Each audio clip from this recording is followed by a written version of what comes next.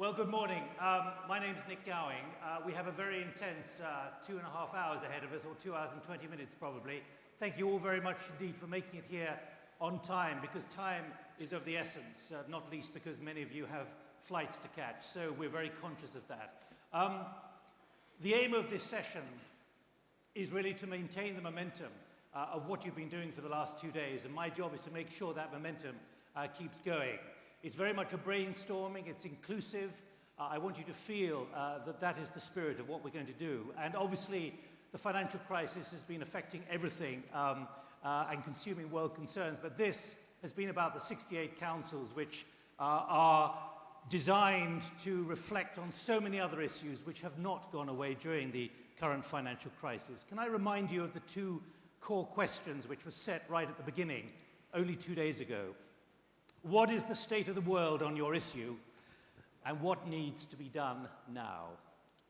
This must really underpin all that comes out in the next couple of hours, and we're here before the gathering closes at lunch, and my suspicion is there will not be coffee. We'll morph on to the closing remarks from Klaus Schwab at around 11:30. We're trying to achieve the impossible this morning, shaking down the detailed, carefully honed findings of your 68 councils into really digestible messages through these 8 clusters. Now, some of you will want to argue long and hard over the process, and especially the council groupings within each cluster. Words like unfair have been used. The point is well made. They don't always sit comfortably together. Again, it's rather imperfect, but at least it's a way of capturing the essence of some of the discussion and a way of throwing it forward. It's part of the evolution, and that's been very much the spirit of this gathering in Dubai. But there had to be some way of capturing everything. Remember, this is really quite crucial. These last 2 days have been stages in a very intense, ongoing process, and it is a process. Today is the latest stage of that process, and many of you have certainly said to me and to other members of the forum that this has been far more intense and rewarding than many of you suspected it might be. So this process is rewarding and is producing clear and fundamental signals of where the issues are in the various councils you've been in. So the achievement itself has been the gathering and the deliberations, the dialogue and debate that you've all had. And it does not end today with some kind of grand outcome when you leave here at 12 o'clock. The process and the distilling, though, are really far from perfect, and that's why I use that word again, evolution. Ambiguities, imperfections, but for the moment it is the best we have, and the forum certainly will be delighted to have thoughts from you of where the imperfections can be made more perfect.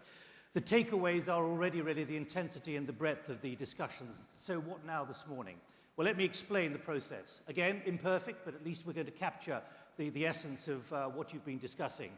The 8 clusters, we're dividing into 2 groups, pretty arbitrary, but 2 groups. The rapporteurs have been told 7 minutes, and I've underlined to them that that's 6 plus 1. It is not 7 plus 2.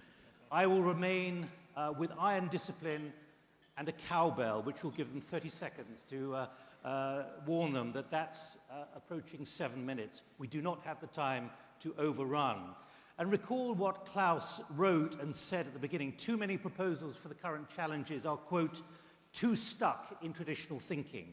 New solutions could easily come from new cohorts of thinking which are younger, outside the traditional power centers of politics and business. There's nothing prescriptive here this morning. The sheet of paper and this whiteboard are blank at the moment. We want to hear other ideas, the overarching themes which you think might be emerging. And one way I'd like you to do that is if you can just jot down in a word, in a phrase, maybe in 3 or 4 sentences, some kind of overarching principle or theme or meta-narrative which is emerging, which we can then discuss both at the end of the first 4 clusters, the end of the second 4 clusters, and then in the final discussion, so that it doesn't become too random in the last 45 minutes or an hour. It's a process, it's a springboard to take this process one step further, and I've no idea, frankly, how it's going to go. You may have no ideas, in which case we do all go off for coffee. But I'd like you to think that from the moment we start hearing the cluster reports, you can start contributing overarching themes which would take it to one higher level. Bits of paper to the front, or just put your hand up or the paper up and someone will come and pick it up. So that's really where we are at the moment. I'll do my best to capture some of those flows and thoughts and try and create some kind of form out of that, but it could be quite freewheeling, and that's the way we want it. And hopefully your thoughts will be so intense, there'll be so many of them that there'll be no time for coffee, you won't want to go for lunch, you won't want to get your plane, and you'll still be here this evening. Right, I've spoken for long enough. We're 5 minutes behind already, but I was given 5 minutes. I've spoken for 5 minutes. I'm on time as well. Let me move now immediately to Suzanne Nora-Johnson with the first cluster. You have 7 minutes. Thank you. And our cluster was business and finance, and I want to thank all of the councils who participated and provided input. I'm also going to try to reflect the many comments we got from other councils outside our cluster who had strong points of view. First, to the state of the world, and I want this to get your attention. The outlook for the global economy is the worst that many of us have ever seen in our lives. The risk of a very serious economic slowdown is here. There is no country, there is no industry that will be completely immune. Certain industries that are particularly capital intensive and have long time frames, such as real estate, metals, and mining, may be particularly impacted. Also, many beneficiaries of the extraordinary economic growth we've had over the last 5 or 6 years will also be impacted. Think about charities, NGOs, that have also needed the largesse of the global economy. The current crisis is rooted in global macroeconomic imbalances. We are all in this together. We have had a period of prolonged low interest rates, high asset prices, credit, trade, and savings imbalances. The current environment was a failure across the board in risk management and risk assessment. No one did a good job. Governments, central banks, regulators, financial institutions, corporates, the media, and even at the household, we all failed. The fuel to the fire was very significant. Very ambitious short-term shareholder return objectives, management incentives, and public policies across the board encouraged excessive risk-taking and leverage. The lack of credible and accountable corporate governance became very evident. Governments around the world have been actively engaged, and we think are employing the right sets of tools in their monetary and fiscal toolbox. Despite that very active engagement, there is still very severe dysfunction in the credit, the bank, and the interbank markets. Capital flows to the emerging markets in particular have been severely impacted. Many businesses are literally shut out of the market and cannot get capital. And we want to highlight again real estate, because real estate has been important around the world, both in terms of the household sector, but also in many emerging economies. Real estate has been the entry point for investment, relatively limited bureaucracy, and a place to make a return that is very measurable. Finally, the knock-on effects of this crisis are considerable. It has undermined the perceived advantage of open capital markets. At an extreme, it has even questioned capitalism as we know it today. There is a strong emerging consensus that government intervention in our financial markets is not only warranted, but is critical to stability. Where do we go from here? 2 short-term responses, and the first one is the most important. Everyone who is engaged in this crisis has to have a seat at the table. There has to be globally coordinated response, both in the crisis management and in the ongoing regulation of our markets. Secondly, the intense government responses to date must continue. Everyone believed that stimulus was going to be extraordinarily important and that monetary relief in the way of short-term interest rates is going to be very, very important in the near term. As part of that government response, we also believed there needed to be much better communication and transparency of government objectives and government actions to relieve the crisis. We also had some ideas about intermediate and long-term actions that needed to be taken. The first was building the capacity and the capability of our regulatory authorities, both in national and international frameworks and forums. And by that we mean, it means both the quality of the talent, the compensation, and also giving them some chance to be able to compete with very complex and globally interrelated capital markets. Second, we believe that many governance improvements in the private sector needed to continue to evolve. And by the way, those governance improvements equally apply to developed nations and emerging nations. Third, we thought that there needed to be greater linkage between macroeconomic policies and regulators. Too often, within governments, the monetary authorities, the securities authorities, the banking authorities, the treasury functions, and indeed the central administration was divorced from the reality. Fourth, transparency and information is not enough. There needs to be more synthesis and analysis in the aggregate. 5, the rules of engagement for government involvement in the private sector need to be defined. There is a difference between being a shareholder and being a regulator, and we think it's very important that those rules be set out at the outset. We also believe that government involvement in many industries is going to make the competitive dynamics for those companies that are left out of the government bailout or the government investment. And again, rules of the game need to be put in place. 6, we think that there needs to be continued investment in the private sector and the capacity within the emerging markets for business. This was one of our great hopes, that there still is extraordinary growth opportunity in many businesses in the emerging markets, and they need to be fed and cared for. 7, we think that the underserved need to be engaged in the process to a much bigger degree. What are our 2 big caveats? Although we think there has to be government intervention, we are very concerned that increased regulation will lead to protectionism. Everything needs to be avoided to avoid anything that restrains trade, capital markets, movements, or regulatory arbitrage. And finally, we think that the public stakeholders need to be reinstilled with a sense of confidence and hope for the future.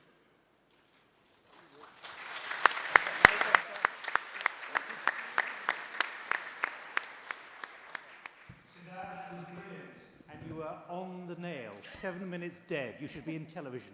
Thank you very much. Right, let's move on. In that very much in that spirit, can I remind you that the findings of all the councils and the clusters are going to be posted on the web, most of them anyway.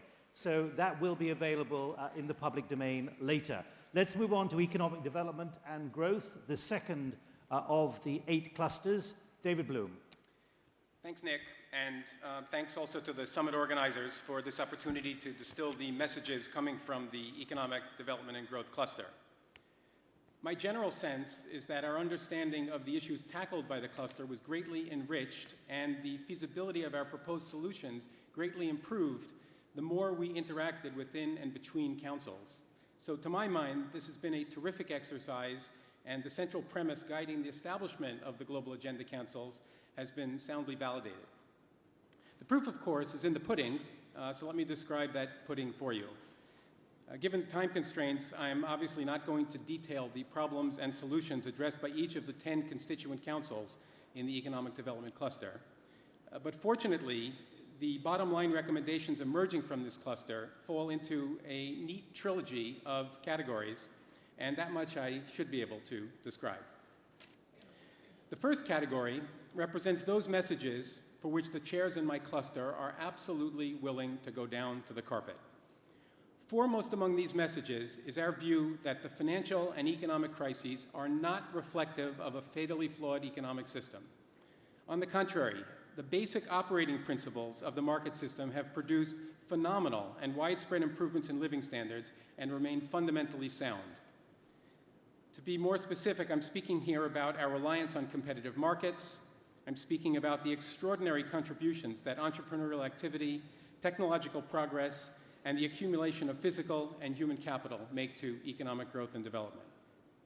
I'm speaking about participation, active participation in the world system that governs trade and capital mobility, and I'm speaking about a system in which government is best when it focuses on the financing and provision of infrastructure and other public goods, the efficient correction of other market failures, and the maintenance of a humane but incentive-driven social safety net. It would be sheer folly to let our faith in this system be shaken by the financial and economic crises and to backslide on tariff reductions and other aspects of trade policy, or to undertake ill-founded and counterproductive regulatory interventions in markets. Better oversight and regulation of the financial sector is admittedly called for to rein in the excesses that landed us in the situation we're in now. But we absolutely must not do that in a way that chokes off the proven process of value creation that we're hoping to restart. And this cluster's chairs are totally opposed to future statistical blackouts.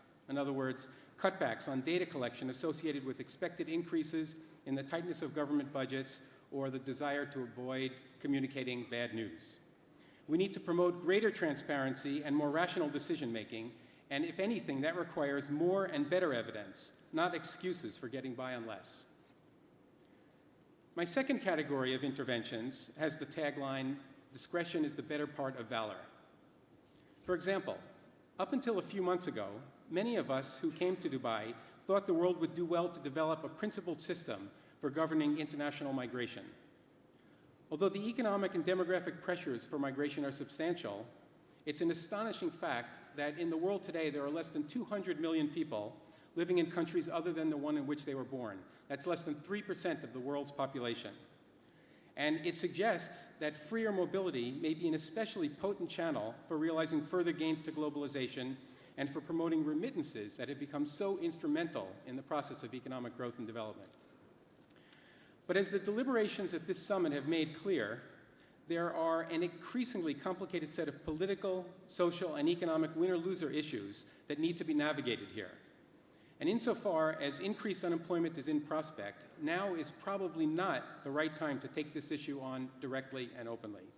Instead, it's probably the quiet time to work out, below the radar screen, the architecture for a global system of international migration so that we are ready to move when the stars are better aligned, which we hope will be soon.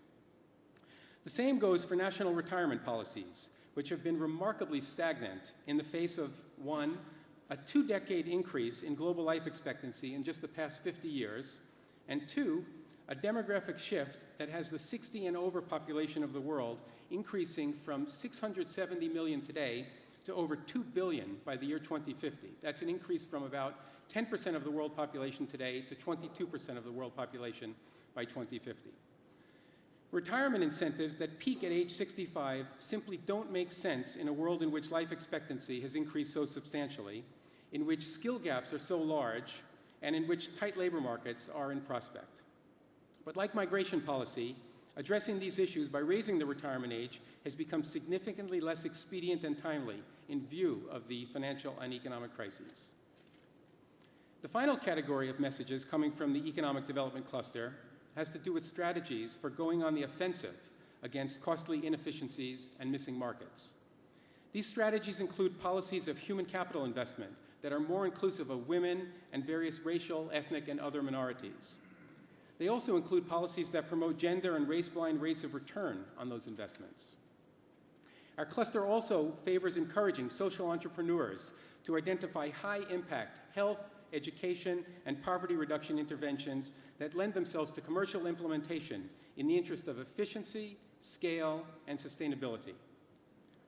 And finally, our strategies for taking the offensive include the reform of antiquated regulations that undermine the use of new information technologies, such as cell telephony. The chairs in our cluster feel that these technologies have substantial unrealized potential for drawing the bottom billions into the mainstream of the financial sector so that they too can enjoy the benefits of modern credit, savings, and insurance products. Thank you. I'll stop there.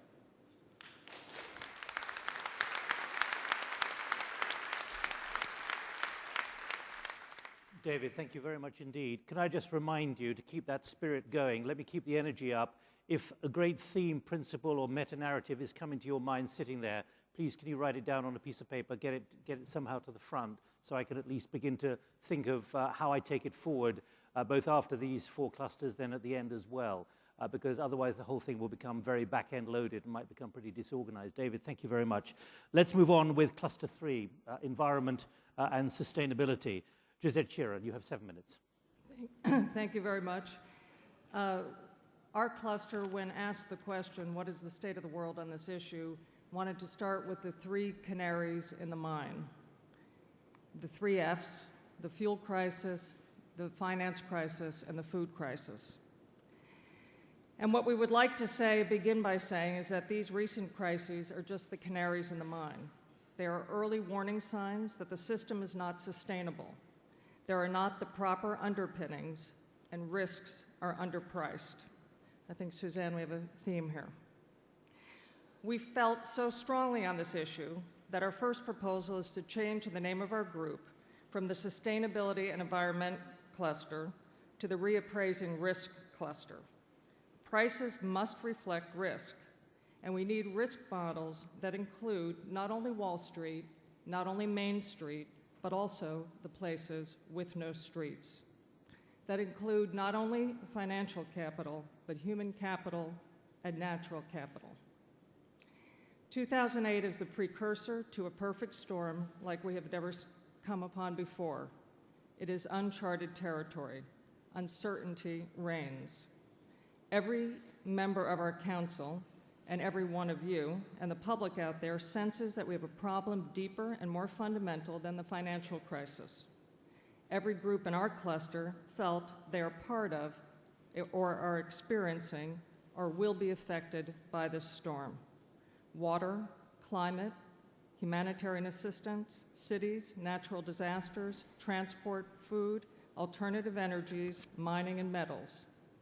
And in biodiversity in particular, our missteps could be irreversible.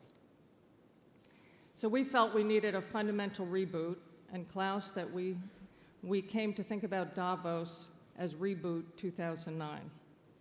We must hunt for value creation models, public and private, that have sustainable and restorative innovation embedded within them, and quickly. We are confident that you, this group here, the wider room, over 700 experts, have the vision and the execution capability to do this. If not us, then who? So the reboot starts here. What do we mean? Here are some ideas from our councils. The international public sector needs rebooting, for example, embedding long-term solutions into humanitarian work. Markets need rebooting. Wealth without security is nothing. We need smart markets, smart incentives that offer us efficient ways to create and spread wealth without wrecking the security of our resource base. It will take lots of private finance to make the reboot work. We need to use public sector money more innovatively to attract this private finance. We need to create value for these investors, a compelling pick for doing the right things.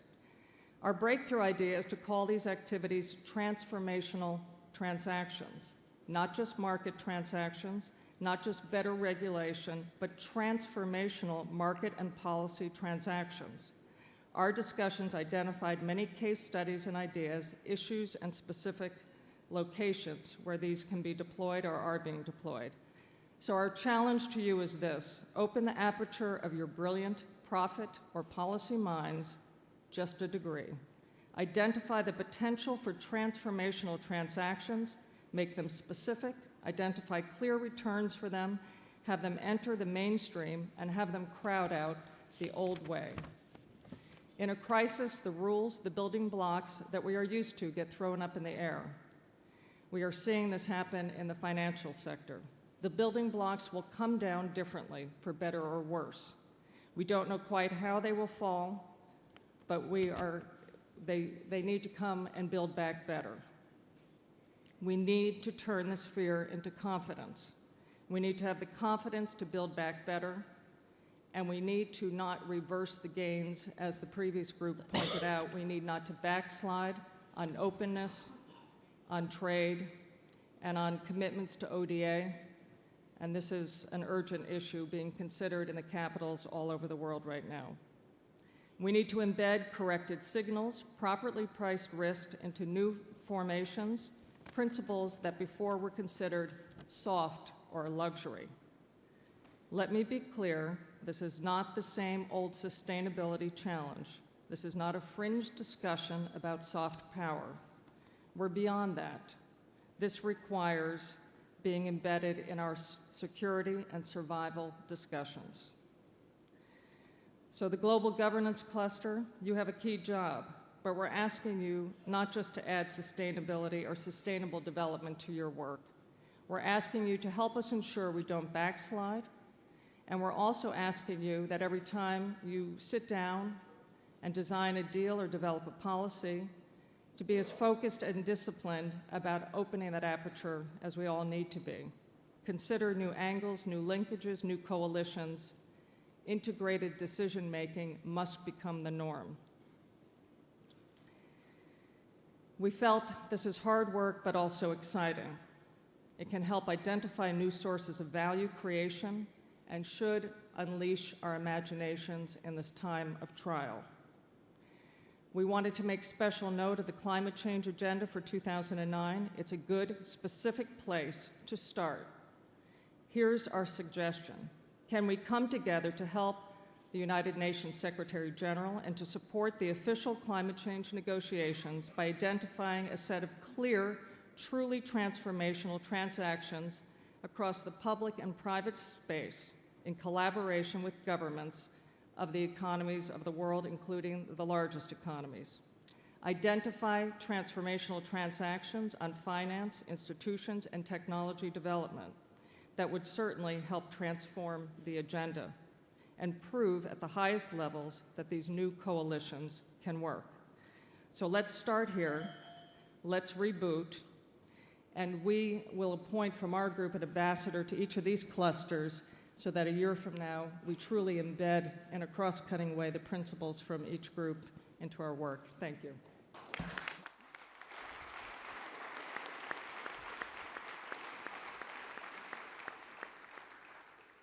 So ambassadors to clusters are now being appointed. Now, this is creating a new system. But I've already put up there the aspiration of a fundamental reboot. Let me use that to try and drive the kind of themes which we want to get out. Again, I've got no bits of paper yet. Maybe you haven't got any ideas. But I'd like to come to some kind of themes and principles after we've heard from Paul Toomey talking about technology and innovation. Again, time is short, so don't sit on your ideas. Let's at least ventilate as many as we can, even if it's only one great theme and principle. Paul. Thanks, Nick. Well, we had a very active cluster, and we want to report that the forces fueling technology development and innovation are still very strong. The emphasis of this community is on the medium to long term rather than the short term. Innovation, creativity and technology are enablers to the economy and industry sectors. They provide the solutions to many of the major and complex challenges facing the globe. One instance may be climate change. And education is crucial to economic advancement, and technology can be a catalyst to education. Further, the innovation in technology and human capital coming out of the pipeline now is an antidote to the economic downturn. But we need to keep the pipeline full for the future. The economic downturn may well mean we need to rethink our priorities in a different way. We need new coalitions to address many of the big issues facing the globe, and our cluster suggests that the World Economic Forum should help convene these coalitions to provide traction to these issues. Our groups have identified 4 common themes. First, the expansion of global, ubiquitous communication networks is a fundamental driving force for innovation, both in its development and in its consumption. But the growth of the internet and the mobile communication networks and their move towards convergence is also a transformative force for sectors, businesses and governments. Together with other technologies, global networks are posing creative disruption to businesses and public services. Second, multidisciplinary approaches are essential for achieving solutions to many of the globe's complex problems and opportunities. But such an approach is a challenge to traditional education and innovation approval and management systems, including the intellectual property rights evaluation system. Indeed, these systems can be a block to such multidisciplinary innovation. Third, global, multi-stakeholder models for coordination and standard setting are essential. Fourth, we are in a period of fundamental transition, and the velocity of change is accelerating, driven by ubiquitous connectivity. This transition is seen by the move from planning for to planning with, from a passive model of consumption to one of engagement by consumers, from a top-down to a more distributed and bottom-up decision-making model, from local to global, from developed to more developed and developing, and indeed from developing to developed. Our cluster considers that the acceleration of innovation may well represent a step function change, but it is essential to stress the benefits of technology and innovation and not let society's decision-making enter paralysis because of the perceptions of some of the inevitable risks. But we also realise, and I think the economic crisis we're in now has shown this, that the cutting edge of innovation and technology can race ahead of the multidisciplinary and multi-stakeholder approaches needed for interaction, coordination, risk analysis and management. We need to get more comfortable with establishing these multidisciplinary and multi-stakeholder approaches swiftly and effectively. And that's well less than 7 minutes. You can keep talking. What about themes emerging, Paul? Any great theme or principle? I think one of the interesting things out of this concept of multidisciplinary is very important. We had very interesting innovation comments from people in nanotechnology saying that essentially a lot of their problems they're facing needs all sorts of disciplines working together to come to the solutions. But our institutions, educational and IPR institutions, are much more focused in silos. And I think that's one of the issues that were very important. The other big issue, which we just cannot overestimate, is the enormous innovation and network economic effects of these ubiquitous networks. That the internet and the mobile communications network are transforming the way in which innovation is done and its impact. And I think those, they'd be really the two major issues. Related to that is this issue of engagement, that it's no longer a linear system which goes out to the market, but rather it's a sort of global system of networks, both human and technological.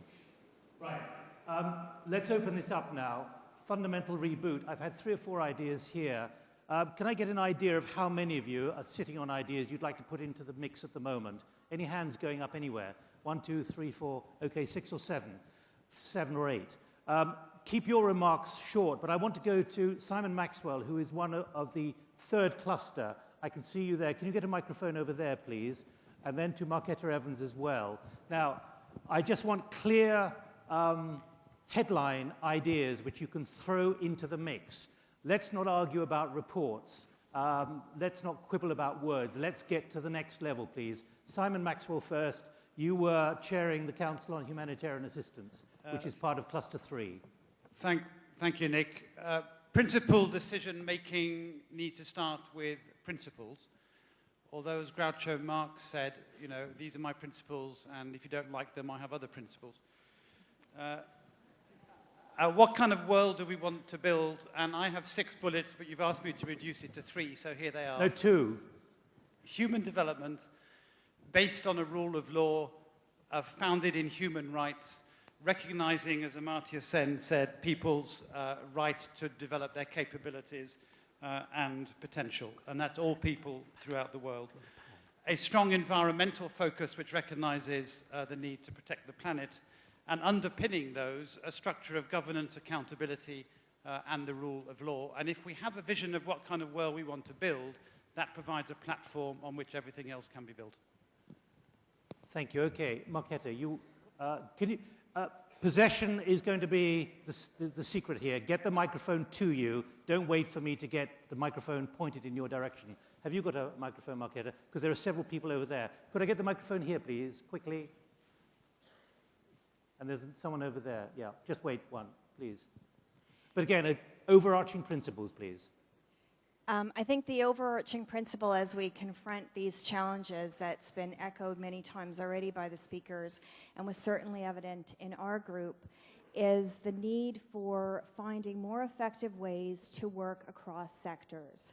And I think this is a fundamental challenge between not-for-profit, corporate, public policy, and other sectors, but it needs to happen in order to actually address some of these very complex challenges. Thank you. Okay, move the microphone forward. You have a microphone over there. Could you all introduce yourself as well, please? I'm Frances Cairncross, and I chaired the Ecology and Biodiversity Group. We've heard about the problems that markets have had in the financial area. We still believe that markets are needed badly in the natural world to assess risks. But we've seen in the financial area where governance has collapsed and regulation has been inadequate. We need to avoid making that mistake in the area of the natural world. We passionately need good governance at the international level, at the national level, and at the local level if we are going to get markets to assess the risks that matter in the long term in the natural world in the way that we all feel they need to do. Thank you, Francis. At the front, please. Bruce, pass that microphone back to somebody else, please. Bruce Schneier from the Future of the Internet panel. The two overarching themes I see are the notion of destructive change on the one hand and increased and in some ways surprising interconnectedness on the other. And these are very difficult challenges because we have to deal with vested interests and the fact that things we do affect things that we might not care about directly. So, I mean, these are going to be very hard human challenges because there's a lot of forces against making the changes we need. Okay, please, at the back.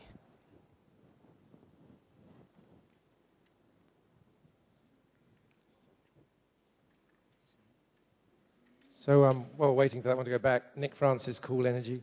I think one of the things in terms of transactional change or rebooting, it seems to me that many of us, you're asking us to be brave, but many of us are in places where we have invested capital over 10, 20, 100 years into resources that we are committed to. And many people in this room would, if that move was made quickly without planning, would lose their jobs, and many people would lose more wealth. So I think in terms of, I was in sustainable energy, to move from coal is kind of easier to move to nuclear. It's much tougher to go to energy efficiency because it doesn't fit with any of the structures that currently reward growth. So I think we really need to think quite carefully, particularly in the context of the World Economic Forum and its members, how you actually lay out an agenda that allows us to shift our reliance on certain forms of behavior and capital and gives time for transition, because otherwise you further threaten economic meltdown. But it's crucial, if we are to be different, that we do that. Thank you. Over there. Rafael Ramirez, I'm chairman of the Strategic Foresight Group. We were swamped yesterday by visits from the other councils, and our colleagues went around and met probably half of all councils. And the one message we have is that there's too much approach of going from here to the future and too little about exploring the future as a safe space to know what to do now. And we think that there's a step change in approach that needs to be done, where the World Economic Forum already is doing some futures work. It needs to do a lot more in a broader way to use the future as a safe space in which to explore the long-term future, as a safe space to explore what needs to be done in the short term. Any overarching principle or theme coming out of that? We need to link the clusters to each other much more. A lot of the clusters are using blinders in relation to each other, and we think that combinations of 3 or 4 clusters looking at common futures together would work. All right, that's a process issue. Thank you. I'm sure that'll be taken up by the forum there. And at the back, I can see the hands going up. Be patient, please. Pavan Sukhdev. Say again, please. Pavan Sukhdev. My question is, No, I want to hear an idea, if you can, a theme or a principle or some kind of overarching idea, please. The idea is GDP growth. We've lived through over 10 years of easy systemic liquidity, low interest rates, relaxed credit norms, low risk spreads. Why did we have those? Was it not to engender and fuel GDP growth? We've seen the three canaries in the mine. Should we not be re-examining our religious belief in GDP growth as the assumed solution to human well-being and poverty reduction and increased wealth? Should we not be looking at different ways of measuring human progress? Thank you. Okay. How many more hands are going up? There are about 6. I'm going to call a halt at that point. I'm going to come to you in a moment for the next 5 or 6 minutes because time is of the essence here, but you're keeping brief, which is good. Please. John Evans from the Trade Union Advisory Committee to the OECD. Two themes. One is, I think the crisis comes on top of a major sense of injustice, of growing inequality. How do you start to build some of the institutions which actually distribute wealth in the future and perhaps tackle some of the root causes of the crisis? Secondly, when I talk to groups, families, workers, there's a great sense of anger about the fact that many of the people around Davos actually got it wrong in the past. How are you going to, in practice, tackle the questions of inclusivity, putting more people at the table at this discussion in the future? To some extent, Davos is seen as the elite which caused the problem, not part of the solution at the moment. Thank you. Okay, over here. Who's got the microphone? Ian Lowe from the Australian... Say again, please. Ian Lowe from the Australian Conservation Foundation. In climate change, biodiversity, water, we are seeing that there are critical limits to natural systems. For our future survival and prosperity, we need to determine what those critical limits are and be committed to developing within those critical limits. Human ingenuity is unlimited, but it needs to be deployed within those discernible limits of natural systems. Thank you. I haven't forgotten anyone at the back, so please, you've got the microphone. Hi, my name is Ramesh Ramanathan. I'm from the Urban Management Council. These are great conceptual challenges, but at the end of the day, we have to walk out of today and start implementing things. So I'd like to suggest a theme, which is that cities can be the theater of possibility for these fundamental reboots. If you look at all the challenges that we have, at least half, if not more, of these challenges can actually be attempted in cities because they're at the confluence or the intersection of many of these issues. Despite the gracious hospitality of the Dubai government, I dare say that many of these challenges that we've talked about over the last day and a half would apply even to Dubai. So imagine if we could have spent some portion of the last day and a half actually trying to apply these questions that we were exploring to the city of Dubai, or for that matter, Mumbai or Caracas. All right. Remember, we haven't heard the other 4 clusters yet. Again, just themes which are coming to your mind at the moment. 1, 2, 3, 4. Okay, well, I'm going to have to ask you to restrain yourselves and be patient because I'll have to come to you later, please. I'll take 3 or 4 more, but please, get the microphone. I'm Jack Sim from World Toilet Organization. I'll just summarize all the thoughts. No, don't summarize. I just want one theme, please. The theme will be that we have been moving from agrarian society to industrial to intelligent society. Now that a lot of people have information, the competitiveness of intelligence has gone wild, and capitalism is actually becoming a weakness. So the new paradigm is the competitiveness of virtues, like saving, like not overspending, and prudence. All right, please, at the back. 1, 2, there first and then second, please, yes. So, they do work, so... Sorry, Nairi Woods, I'm on the Global Governance Council, and my thought is that part of the reboot has to be to redesign regulation. We've had 2 decades of deregulation, and we can't go back to regulation as it was 20 years ago. So I think what the World Economic Forum can do is bring together the design, technology, democracy elements that we've been discussing to redesign regulation. Thank you. And at the back, I'm going to take 3 more and then ask you to be patient, please. Gordon Conway, DFID UK. We have a range of crises: energy, food security, finances, terrorism. The problem is we only half understand them, we only half know how to manage them. But what's even more scary is that they're all interconnected and becoming increasingly connected. Principles are good, but we need more than that. We need deep analysis, multidisciplinary analysis of the ways in which these different crises are connected one with the other, and the chronic crises underlining the immediate crisis are connected one with the other. Can you offer any light on this interconnectedness? If I did, we would have a wonderful world. Well, think about it for the next part of the session. Well, Let's it's... see if you can come up with an idea. Okay. Who else has got the microphone? Okay. Daniel Sandelson from the Entertainment Council. We felt there needed to be a renewed fight against censorship and in favor of freedom of speech to allow the world to tell stories to each other so that we can increase mutual understanding. Thank you. Okay. Who else has got the microphone? I can't regulate this. This is free market. Please, who's got the microphone? Have you got the microphone? I have it here. Who else has got it over here? Why did you go first? Yeah. Go ahead, Okay. please. Hi. Two more to go, and then yes. that's it. Hi, I'm Iris Bonet. I'm at the Harvard Kennedy School, and I was on the Gender Council.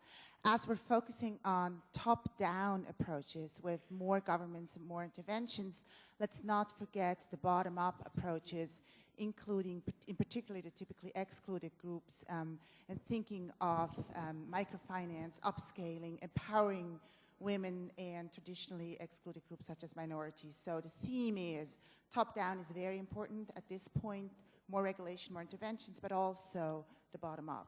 Thank you. One more, please, and then we move to Joya. Okay. I'm Patty Ruiz from Sierra Gorda, Mexico.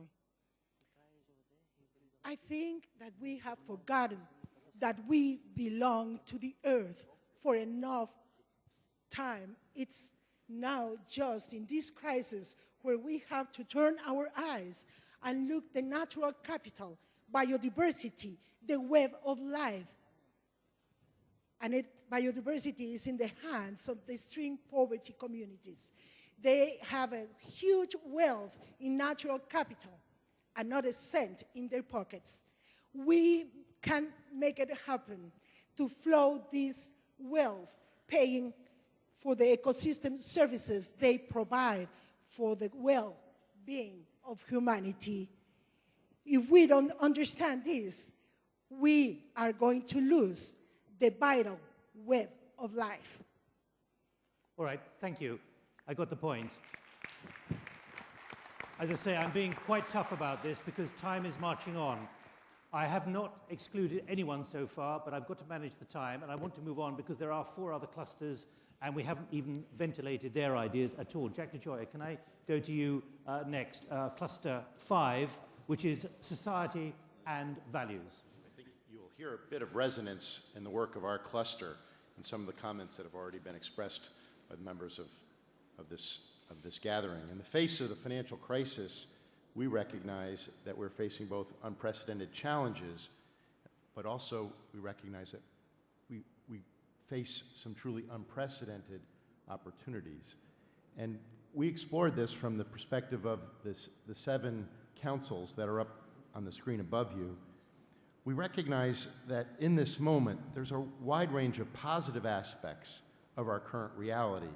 Globalization has enabled us to cut in half, since 1980, the number of people in our world who live on less than $2 a day.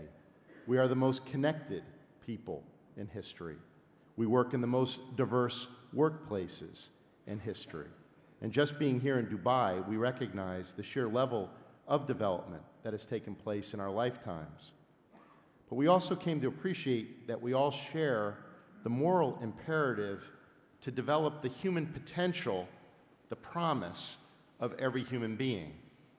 We will not respond to the challenges of our time unless we respond to the need of developing human potential. We recognize that there are blocks that are preventing our people from reaching their highest potential. These blocks include discrimination and indifference. These blocks include enduring poverty. We recognize the pervasive and continuing discrimination that are preventing many, especially women, from engaging in activities that enable them and empower them to reach their potential. We also recognize the need to protect the most vulnerable among us. This vulnerability takes many forms. We are not on track to achieve the Millennium Development Goals. In a financial crisis, it will be the most vulnerable who will be disproportionately impacted. We must protect the most vulnerable among us, women, children, minorities, and we must recognize that the most valuable resource that we can bring to our challenges are these very women, children, and minorities. A crucial insight that we wish to share with you is that in this moment, we must be able to tap into the creativity and talent of all of our peoples. And this includes those for whom we are discriminating, of those who are most vulnerable, for those that are left behind, for the marginalized. We must tap into the extraordinary talent that is available to us. We think of the billions of women who can be empowered. We think of 1 billion children as potential problem solvers. In this region alone, in the next decade, 1.2 billion youth, 1.2 billion youth will enter the labor market, the largest cohort in history. How will we respond to this opportunity? We're proposing a culture of inclusion, recognizing the importance of education at all levels, an education that acknowledges the full range of talents and abilities, competencies, and capacities that are needed in our societies. An education that includes vocational and technical learning, as well as the development of the cognitive skills of literacy and numeracy necessary in our knowledge-based economies.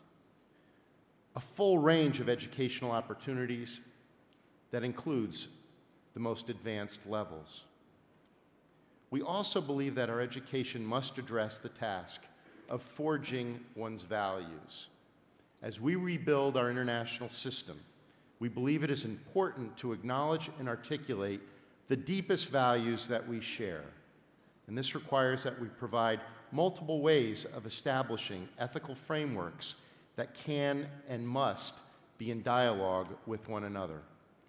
In engaging in this discourse of values, we recognize the resources of our religious traditions.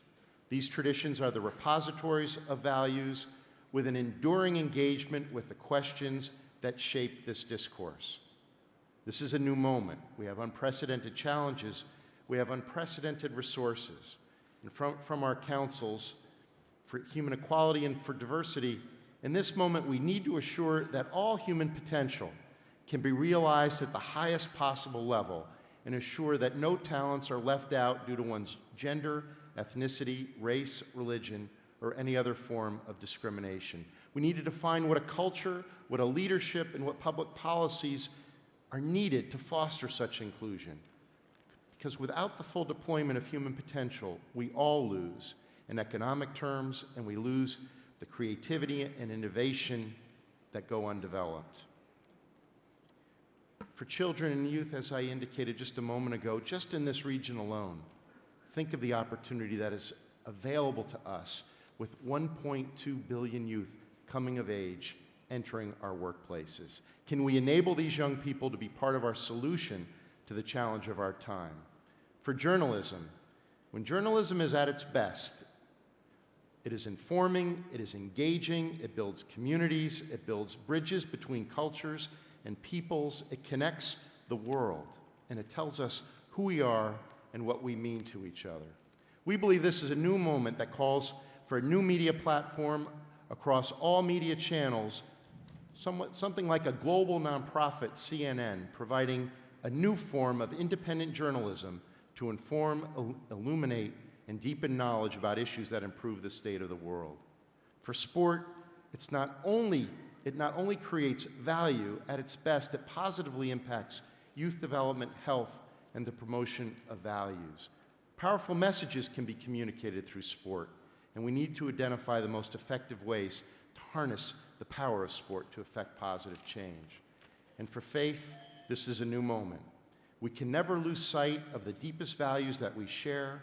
Our religious traditions provide the home for these values. Never have we needed to rely upon the strength of our religious traditions as we do today. The strongest acknowledgement of the depth of our commitment to our deepest values will be demonstrated in our commitment to developing the full human potential of every one of us. The resources are available to us. We share a moral imperative to develop the promise and potential of all our people.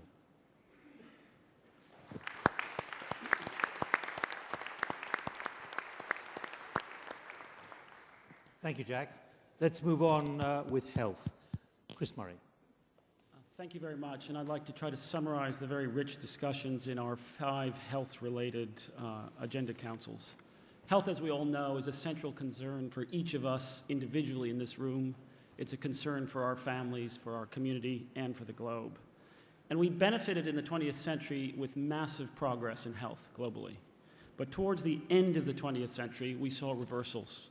The HIV epidemic, the rise of chronic disease, both in developing and developed countries, and the looming threat of new pandemics demonstrates that reversals can and do happen, and that progress, like the financial markets, is fragile. In fact, there are many challenges for health as you try to dissect the problem. And part of the challenge for the health sector is its very complexity, and at the same time, the need to engage many sectors and solutions. The globe has an agenda for health as defined in the Millennium Development Goals, and we shouldn't forget about that. The need to reduce child mortality, to reduce maternal mortality, to make progress on tuberculosis, malaria, and of course the HIV epidemic, for which there was a council represented here. But the agenda for health is much bigger, and that was a central theme. In 2004, there's about 60 million deaths in the world, 60% of which are from chronic diseases. And the epidemic that's unfolding in the developing world, driven by a number of risk factors, including obesity, is going to rapidly make that burden even greater, both in the low, middle, and upper income countries. That's compounded by the decline of fertility and the aging of the world's population, so that the sheer burden on healthcare systems and on communities will be quite great. Not represented in this discussions here in Dubai, however, for health, are 2 other central health issues on the agenda: mental health and injuries, which together make up 1/4 of all years of healthy life lost around the world.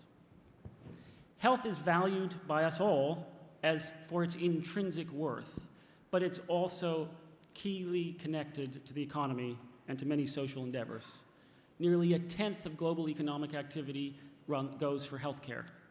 From the work of the Commission on Macroeconomics and Health, we know, and many other researchers, we know that health is itself a driver of both productivity, development, and economic growth. And we know that the catastrophe of the financial collapse last month would be quite small in comparison to what would happen with a true global pandemic, such as influenza that we saw in 1918, 1920. One of the key messages that undergirded all of the deliberations of our councils was really a paradox, that there are cheap, effective, and cost-effective strategies built on preparedness, promotion, and prevention that have been demonstrated for some of the key challenges in health, yet they go remarkably undervalued and underinvested. Examples that came forward, which are really important for us to think about for the future. The HIV Council articulated a vision of a generation free of AIDS, a long-term view of a new paradigm. But critical to achieve that vision is the professionalization of prevention, to overcome some of the challenges that have occurred in the past of why prevention hasn't achieved its true capacity. And that brings us back to the interconnections between health and other sectors, because professionalization of prevention will require learning and engaging social marketing, branding, media, and many other groups. On the chronic disease side, another illustration of the power of preparedness, promotion, and prevention. The only way the chronic disease epidemics are going to be addressed is through connections to agriculture, transport, sport, and many other sectors.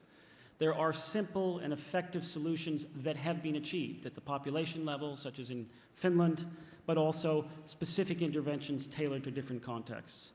High priorities are things like tobacco control, promotion of breastfeeding, salt reduction, and working with the sports, media, and urban planning to make physical activity levels a reality.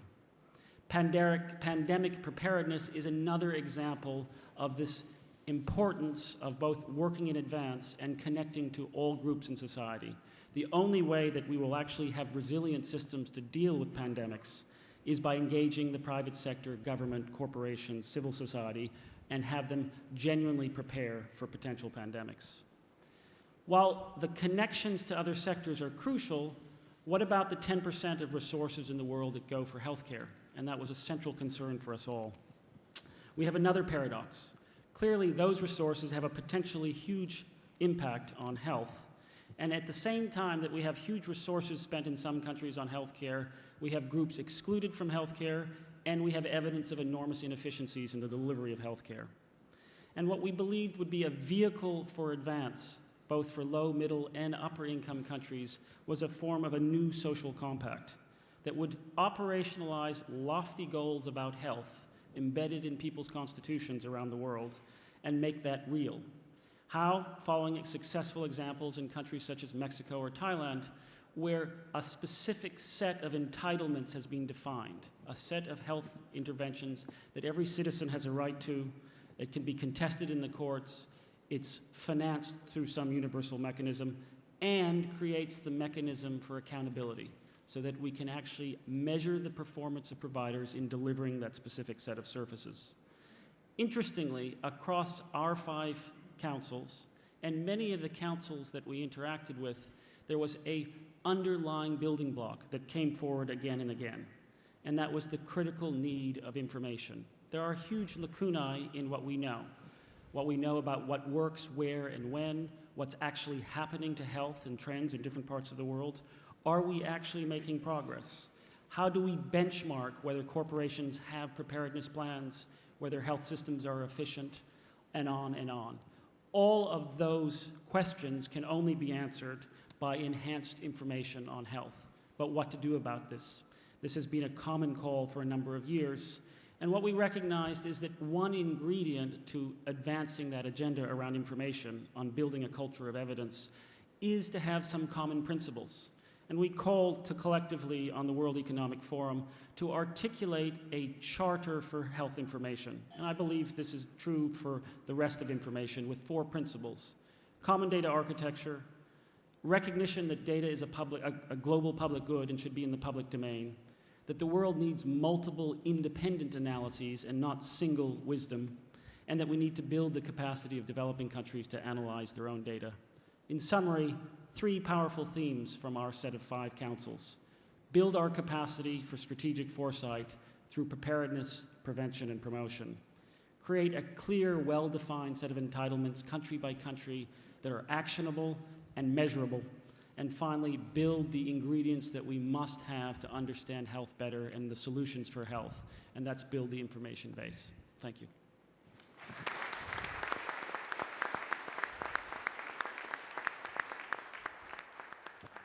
Chris, thank you very much indeed. Let's move on now with Cluster 7, Geopolitics and Global Governance. Kishore Mahbubani. Thank you, Nick. When our 10 councils first met, Graham Allison of Harvard told us a story. A man was asked for his views on peace in the Middle East. He replied, "In one word or many words?" The questioner said, "One word." He replied, "Good." Then the questioner said, "Many words." He replied, "Not good." So this paradox of good and not good also came out in our cluster reports. Now, the good news is that the existing institutions and processes of global governance have not completely broken down. Many can be fixed or improved. The corruption gag, for example, urges corporate members of the WEF, the Partnering Against Corruption Initiative, PACI, and urges everyone to become signatories to that, and urges governments to demonstrate strong leadership in signing and ratifying and implementing UNCAC, the UN Convention Against Corruption, and other conventions. The Future of Governments GAC urged international organizations to help developing countries in creating good governance, and they also boldly call for a digital Marshall Plan to bridge the digital divide. The negotiations GAC call for more international norms in intrastate conflict, since intrastate conflict has replaced interstate conflict, and they call for a prevention principle to deal with conflict at the earliest stage and the lowest level possible.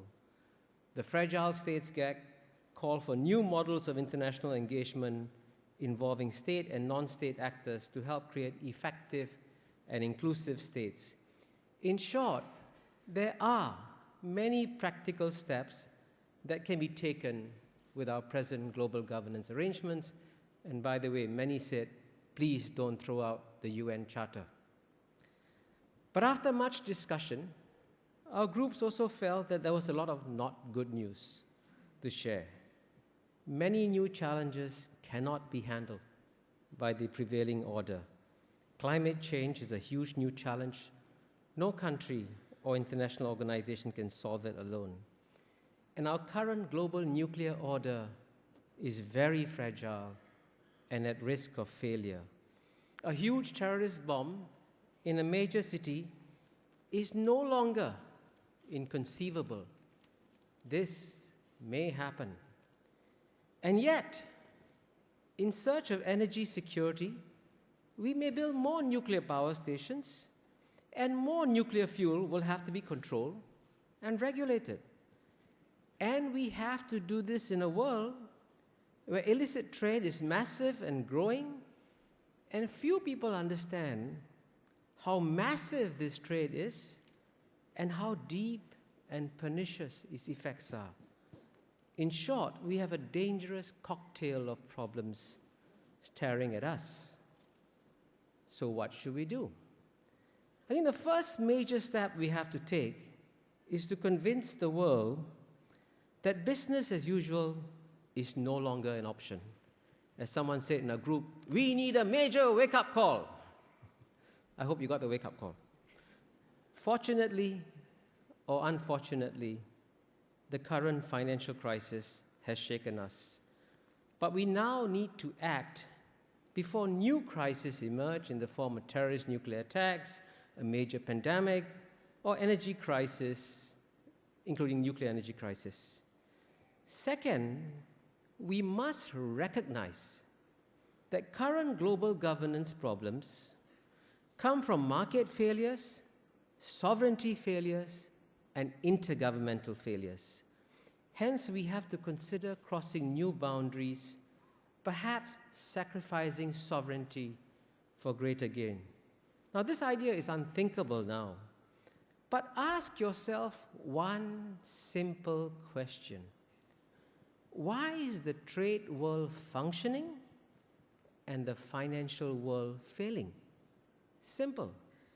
The financial world has no global rules. The trade world has global rules which override our sovereignty. So if we can do it in trade, why not accept binding rules in other areas? And this is why the International Law Group emphasized that we should put the role and adequacy of the international legal system at the heart of our efforts to improve the world. We accept the rule of law at home to feel secure.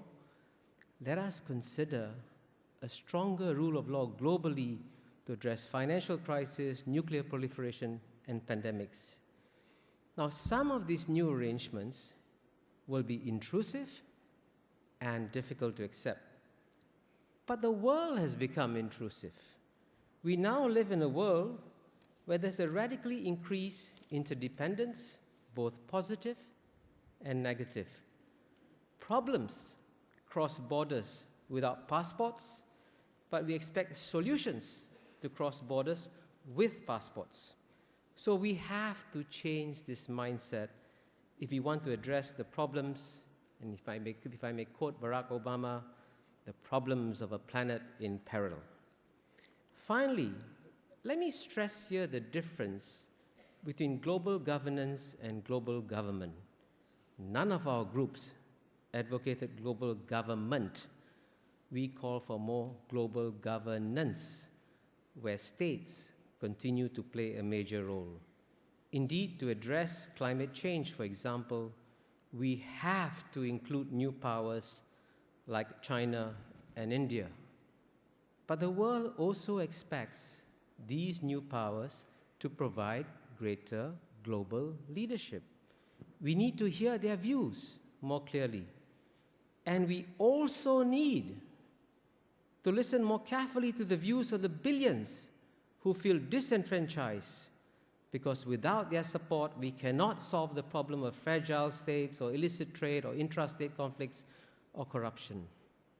And this is why the Global Governance Group recommended that we should reform both the UN Security Council to accommodate new powers although some said Security Council is a waste of time, and the UN General Assembly too, to hear the voices of 6 billion people on our planet.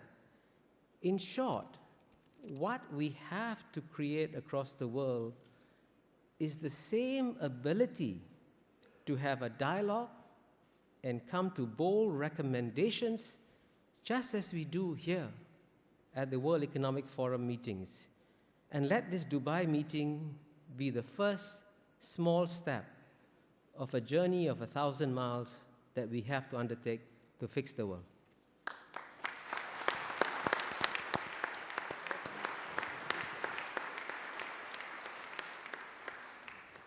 Kishore, thank you very much indeed. Let me just give you an idea where I think we're going at the moment.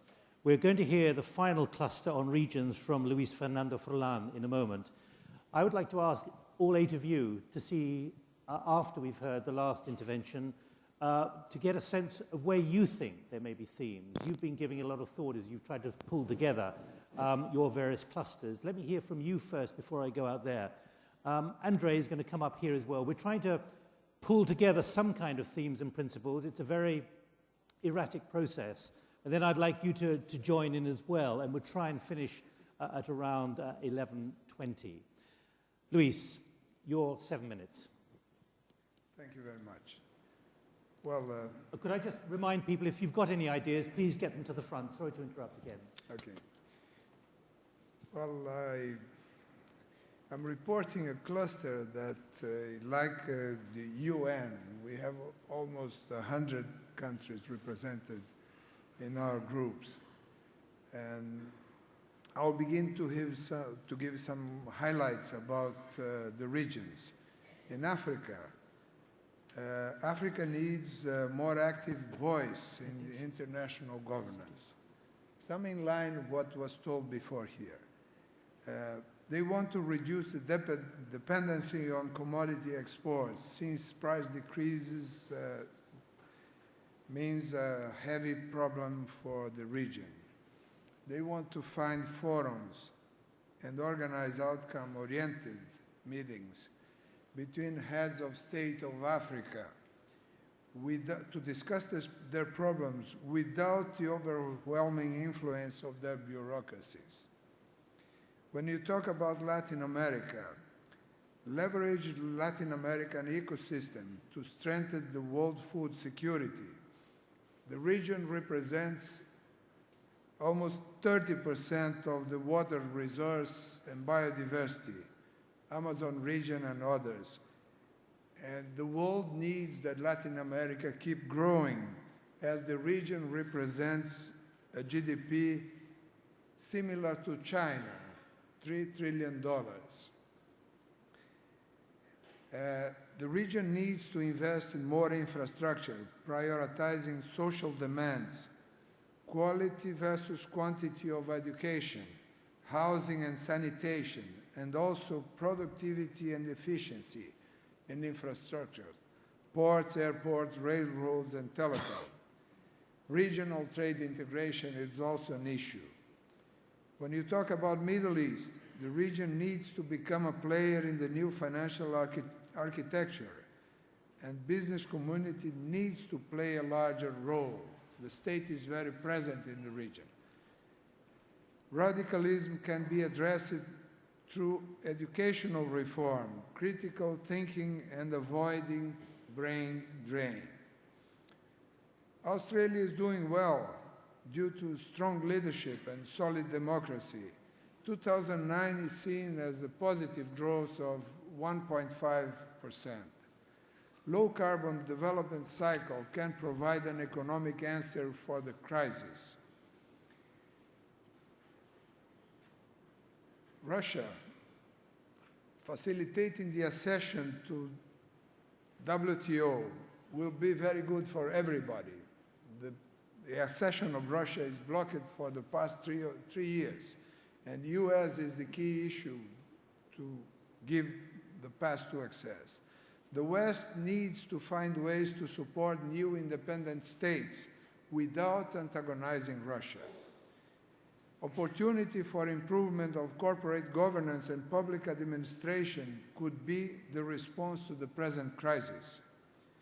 Japan, strong activism from government is needed through capital injections, but accurate asset assessment on non-performing loans is needed before the injections.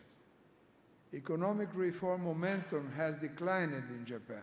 How to accelerate again? Need of a more stable political leadership. Korea, support common projects with North Korea, such as the Trans-Siberian Railroad. Joint developments of resources to create prosperity in Korean Peninsula. Green growth is needed. Increase innovative capacity. Search for a strategic M&A to find new engines of growth. Well, listen the other groups. There is a lot of convergence in what the regions have spoken about. Fear is dominating the international arena. Trust needs to be restored. Crisis, I understood yesterday, risk and opportunities are together, but this is not only in Japan. In Korean language and Chinese language is the same, that risk and opportunities are the same character. Financial and confidence crisis, economic recession, energy security, environmental risks are present among all the groups and also among the reports that we heard today here. What are the integrated approaches and actions to solve the current challenges? In the economic side, building confidence and restore trust through strong national leadership. Adjust and promote a more stable international monetary system, including capitalization of financial institutions. Emerging markets need to be more active and better represented in international bodies and be an integral part of the new international financial regulation. To accelerate exponentially poverty reduction programs, because that can not only have a social impact, but also to increase the demand. Environment, build up on the green economy as a driving force for a new development cycle during this century. Reach a global deal regarding climate change by 2010. As you know, 2 years later, it will be ending the Kyoto Protocol. Prioritize more energy diversification and efficiency. In the area of governance, work proactively towards a global and inclusive governance system. Advance and enhance effective trade integration with the Doha Round and regional agreements. Finally, to conclude, I say that I heard many years ago an Oriental say, that is, intelligence is to learn from our own mistakes, and wisdom is to learn from other people's mistakes. Maybe we can exercise on that direction today. And before I close, because I still have a minute, I want to suggest that tomorrow, a day after tomorrow, all of us at home will be working like business as usual, and we will remind of this meeting.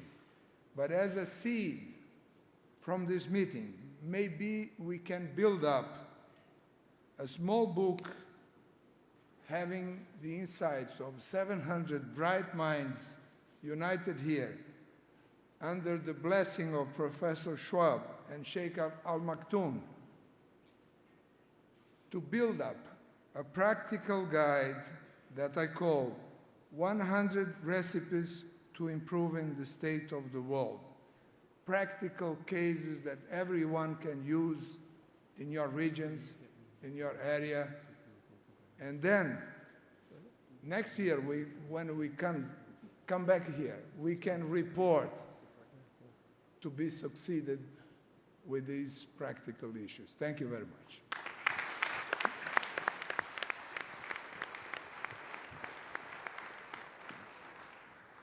Now I'm going to try and create some order out of this. We have a proliferation of ideas, which I still need a few more minutes to think about and work out some kind of structure.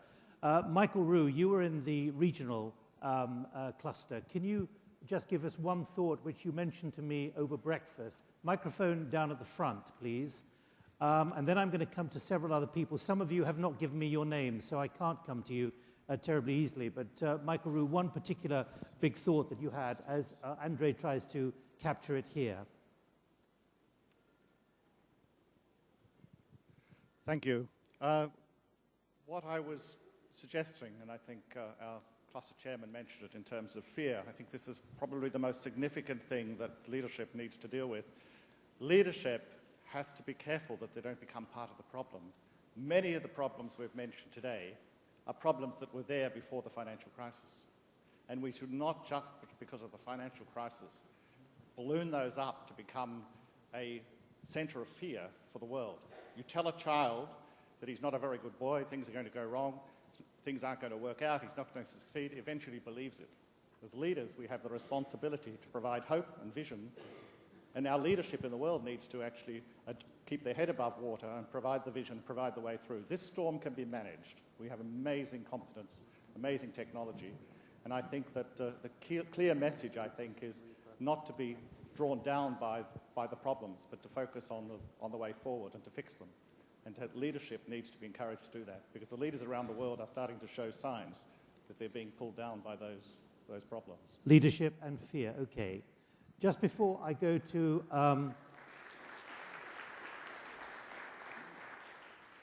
the cluster chairs, let me give you 3 or 4 ideas from here, some of which have not got a name on, so I can't actually attribute them. There's one person who has written that there's a serious problem of being stuck on everything, stuck on coal and nuclear, stuck on certain faiths, and stuck on earnings per share and GDP. It's time to let go. To see them, we must let go of the old ways. Another suggestion, and I should remind you, everything here is being logged, noted, recorded, so this is going into the mix, as opposed to aiming for some kind of great resolution by 11:30 today. Technology must be understood and invested in wisely. Venture capital, though, does not choose wisely enough. Now, there's a gentleman down there, about capitalism. Could you get the microphone to him, please? There are a series of very important contributions here. Over there, the gentleman over there, please. Here. About the backing up one of the points made on the platform, the importance of reliable statistical data came through in many panels, often overlooked. After all, it's boring, yet governments and governance and transparency, it's vital to have both reliable information and that statistical base. That comes through in several of your interventions. You've got a very significant point to make, please, sir. Yes, my name is Nkosana Moyo from Actis in London. It appears to me like we've got 2 tasks here, and we need to separate them very clearly. The first one is to contribute towards the stabilization of the current system. The second one, though, is to contribute towards the creation of a longer-term solution which could be called this fundamental reboot. Now, I think those 2 tasks don't necessarily lend themselves to being consistent in terms of an underlying philosophy. Stabilization, by implication, to me means we have to have faith in the current system. In other words, capitalism is not broken. That's how we're going to stabilize. But in order to come up with a solution long term, we have to free our minds and accept the possibility, at least in testing it, that capitalism could be broken or that it has run its course. And otherwise, we're being intellectually lazy if we don't tackle that head on and say, is that a possibility? But being careful to understand that stabilization, however, means We have to accept it first and work with it to stabilize, and then be prepared to eject it in order to create a new system. Thank you. Is capitalism broke? Let me hear now your views. Your views of the overarching principles and themes which could emerge from this. Why don't I go to Susanna first? Comment about restorative innovation, because I actually think it cuts across all of our areas, and it also is a hopeful note in terms of constructive solutions. Gisette, do you want to pick up on that? Yes, and if I could just start, because I'm picking up on a bigger message here, and I just want to try to capture a little bit of what I think we've been hearing. If we collect all these thoughts, we're living through a leadership moment. As someone said recently, there's history and then there's history. This is the real thing. We're living through a historic moment for the world. I'm reminded, as everyone spoke, about Nelson Mandela's comment that true leadership rules with a cool head and a warm heart. And if we just summarize a lot of what we've heard here, in order to rebuild the trust that you've spoken about, we need a new paradigm of leadership that's inclusive and respectful of different kinds of wisdom and builds back better, recognizing some of the real limits and the challenges that we face. And so I think this restorative innovation, this transformational approach really is thematic through all of this. Just a couple other things I've heard: all is not broken. Don't throw the baby out with the bathwater. Let's look at what's good. Let's not backslide. And also that let's not waste this opportunity to try to get things done in a new way that builds a better future for our children and the next generation. Thank you, Gisette. David Bloom. So I'm very taken with the idea that we instinctively respond to crises by rushing for the exits and seeking to brace ourselves and buffer ourselves from the shocks and the aftershocks.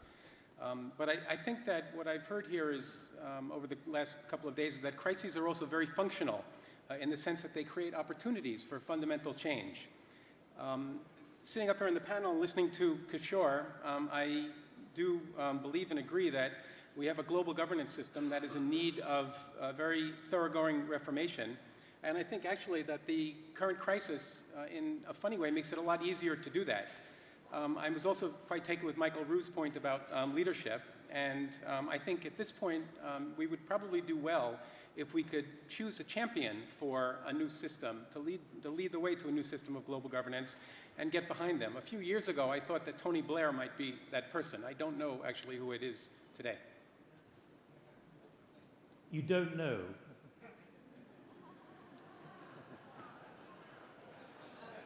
Any thoughts? I'll come back to you at the end. Paul Toomey. Thanks, Nick. One of the themes that's come across all the discussions, I was very taken with the lady from Mexico talking about empowering indigenous people or local people with biological knowledge. Is this importance of information? It came up very much in the healthcare area. I think it came up in all sectors. And I think it's both the collection of information and access to information. And I think in our discussion of this, we've masked what I think is a really revolutionary sub-theme, which I want to sort of bring back up to the table because we could all lose it. The revolutionary sub-theme is that we're going to democratize decision-making enormously in the next 2 or 3, 4 years in ways that I think we haven't really discussed as much this morning. The internet is this enormous source of information, as well as many other things, but it is one of the most spectacular, it probably is the most spectacular global technology for the empowerment of individuals because of the degree of information and access and power it gives to people to help define their lives. 10 years ago, there were 100 million users of the internet. Today, there's about 1.4 billion.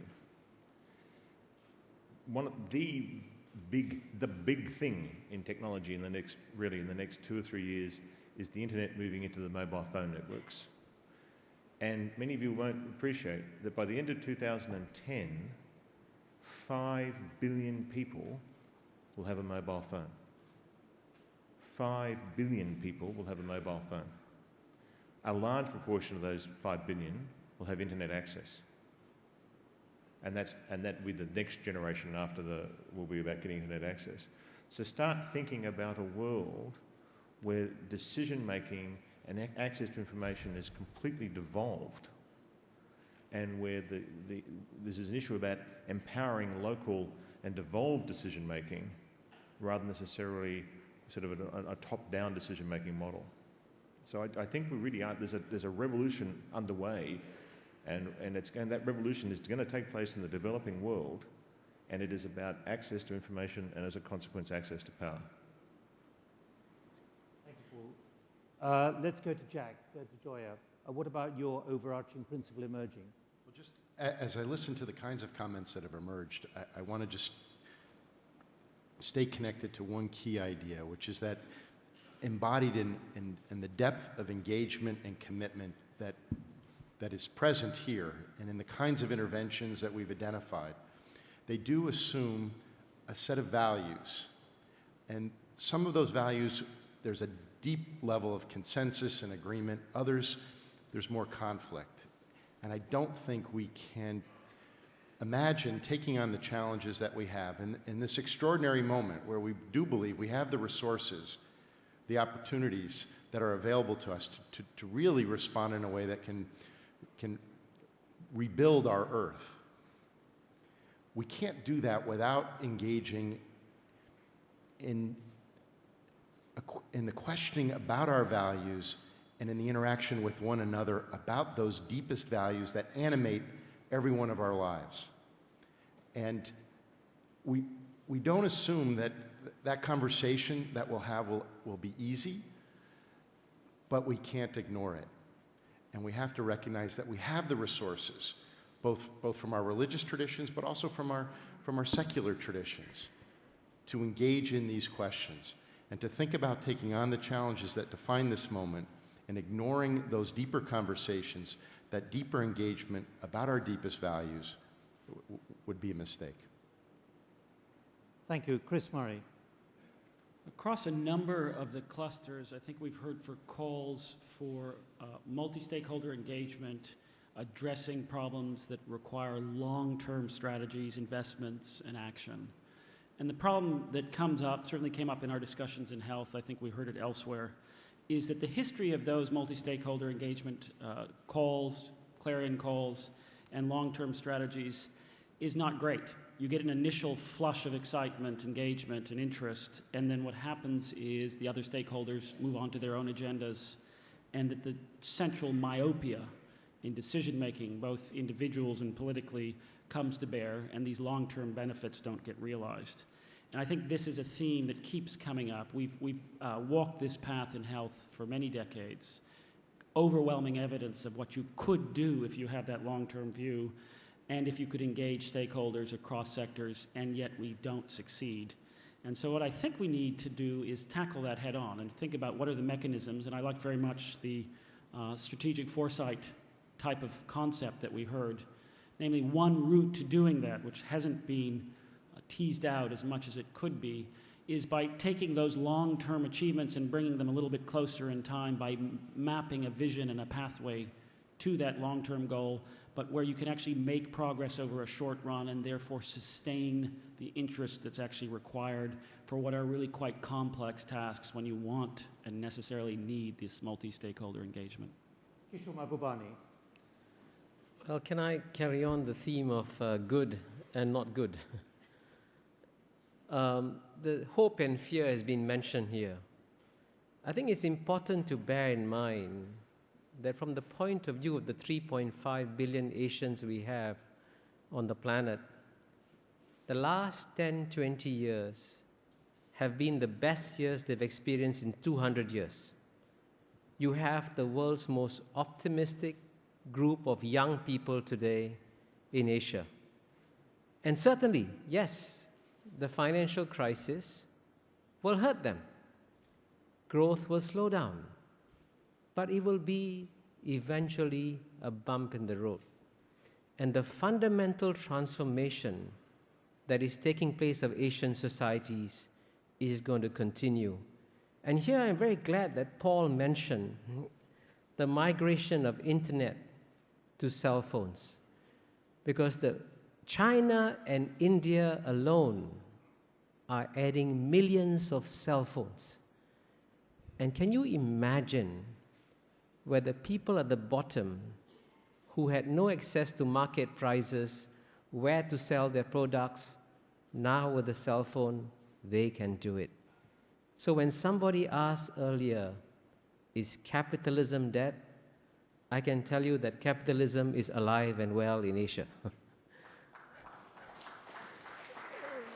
The one thing that the Asians say is that if you need the invisible hand of the marketplace, you need the visible hand of good governance to balance the invisible hand. Now the not good point. Here, it's amazing that if you look at the real world out there, when they have problems in pandemics, in nuclear terrorism, in climate change, they try to solve the problem in a silo. And so all the different problems, we're trying to solve them in different silos. But the solutions will have to come in the form of trade-offs. You don't live in a perfect world. You have to make choices, less than perfect choices.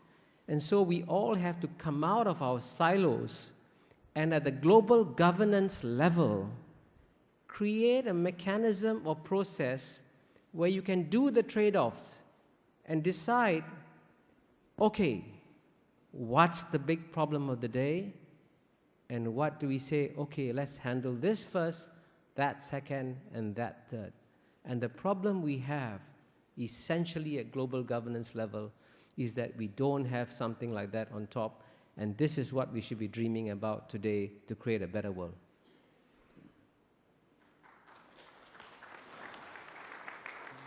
Luis Fernando. Well, while I was reading and hearing, I was thinking that when I came to Dubai, before taking off, we had all the announcements of the security issues. Where are the exit doors of the aircraft? Where are the life jackets?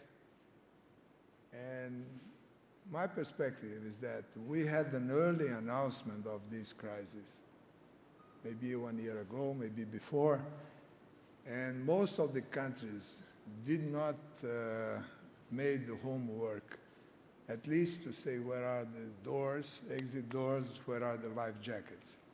So today, some countries are in better shape than others, and some countries are surprised, others are not. So that is only a reflection. I would like to talk about the environment. We are used that we need to pay for water, for energy, for all the benefits that we have at home. And we are not familiar that we need to pay for air, breathing air. But during this 21st century, we need to be aware that air will be not a commodity, but an important product all over the world, and fresh water also. So my message is that I want to leave here, and that was discussed within the group of Latin America that I chaired, is that we need to find ways to promote sustainable production chains and creating jobs in the regions that are today depository of the largest biomas of the universe, the tropical forest, mostly, that are conserved today. Have a lot of people living there, and for living and to have some income, they need to cut trees to make money. If we are able to pay funds in order to create jobs and sustainable production chains that will compete. On the other hand, then cutting trees is not a good business. Having the trees up could be a better business if you have jobs. That will be very, very cheap for the world. For the conservation of 1 hectare of rainforest, $10 per year is enough. To restore 1 hectare of destroyed land, it takes a lot of time and it costs a lot of money. So my message is, for the 21st century, the major challenge that we have is environment. I fully agree that financial crisis, it's a bump on the road, but the environment, it's not.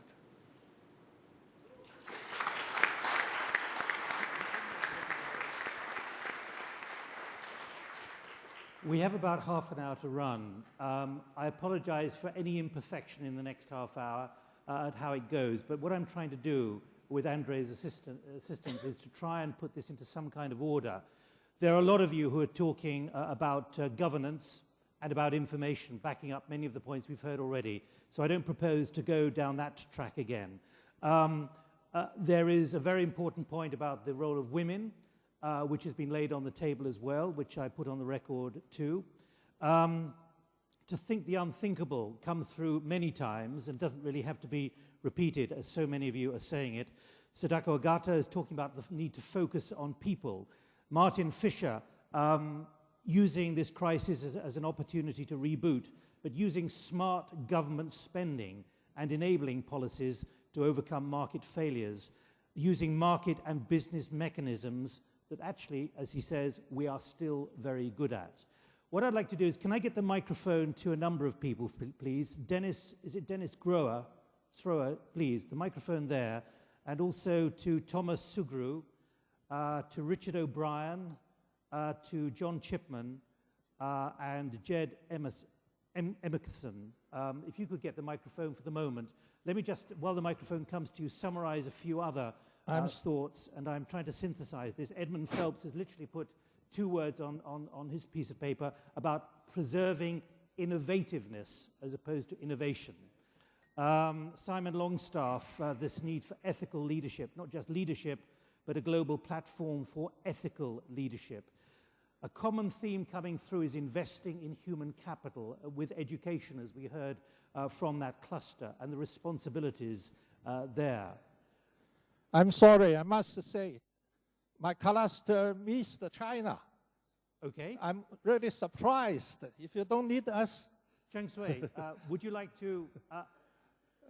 actually, so I have to say a few words. Please say a few words at this point. I feel there are great expectations about China in the issues of financial crisis and climate change.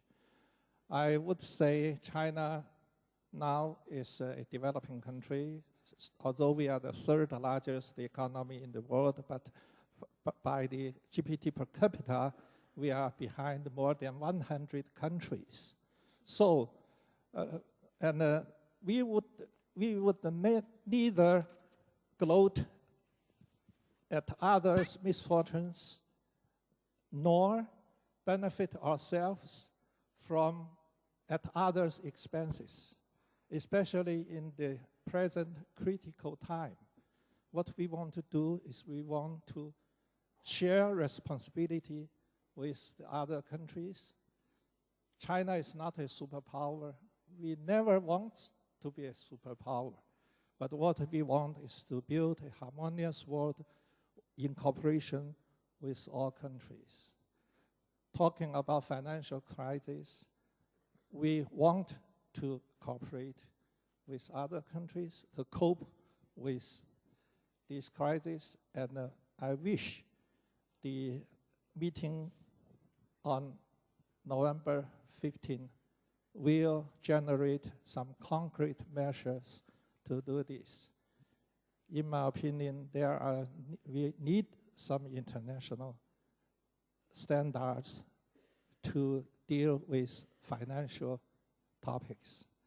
And in terms of climate change, I think because the United States and China are the 2 largest CO2 emissioners, we have to cooperate and find a way to work out according to Kyoto Protocol, Copenhagen Agreement, and also the Bali Roadmap. I think the climate change is much more important than financial crisis. So I would remind all of you to work together with us to make our Earth a better place for all our peoples to live. Thank you very much. Thank you.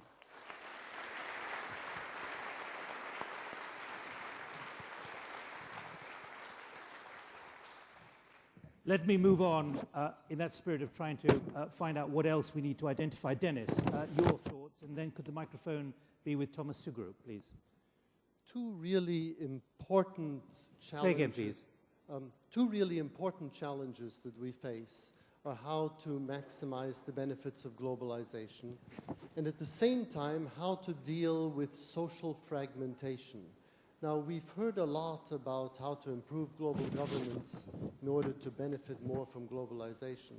But I think at the same time, we need to take into account that we require a reboot of our political processes in order to overcome the massive trends towards social fragmentation along ethnic lines, religious lines, cultural lines. And that requires rethinking how we deal with interest groups. Problems that we currently have on climate change, nuclear proliferation, agriculture, fishing, and so on, largely hinge on the very significant weight we give to interest groups. And how to balance these interests against the broader public interest is something that we should take into account in this forum. So the danger of social fragmentation. Thomas Sugru from the University of Pennsylvania, your particular emphasis on trust, and then to Richard O'Brien, please. Thank you. Oh. Thank you. At the core of the current global crisis is a collapse of trust. Trust in financial institutions, trust in governments, trust between nations, trust between different racial, religious, and ethnic groups.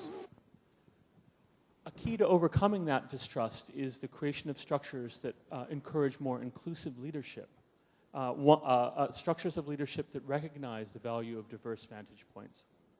A theme that is common to many of the presentations that we heard this morning is the need for a redefinition of leadership, specifically of more inclusionary models, of economic decision-making that grapple with endemic distrust and disengagement. And specifically that recognize the voices of marginalized groups and countries because ultimately the distrust undermines the legitimacy of leadership. It exacerbates global insecurity and it compounds the effects of the current economic and financial crisis. So we need, in other words, to think much more in terms of diversity and inclusion than we have to date. Thank you, Tom. Richard O'Brien, followed by John Chipman, please. Richard O'Brien, you're talking, your thought is about the spectacular divorce of risk from responsibility. Yep. Thank you. Where are you? Please. Thank you. Yes, I just want to draw a lesson from the financial crisis for all these other sectors. It seems to me what banks did essentially was abdicate credit risk to credit agencies, analysis to black boxes and models, and even actually outsource the credit risk analysis to their own clients who could self-certify whether they're any good or not, which seems to me, as a former banker, what do banks do but to actually assess risk? But the lesson of this very serious divorce, almost an outsourcing, is because banks can correct that, and we've done it before, but how can we learn in other fields not to outsource or divorce risk from responsibility? And I think in issues like climate, poverty, use of resources, there's a very big risk we do outsource that, we don't make the connection. And it's a long-term issue that we have to strategically think for, just as banks did it for a long time before the cards came tumbling down, and there's many other cards we've heard of today that could come tumbling down, and we know that those issues are there. Thank you.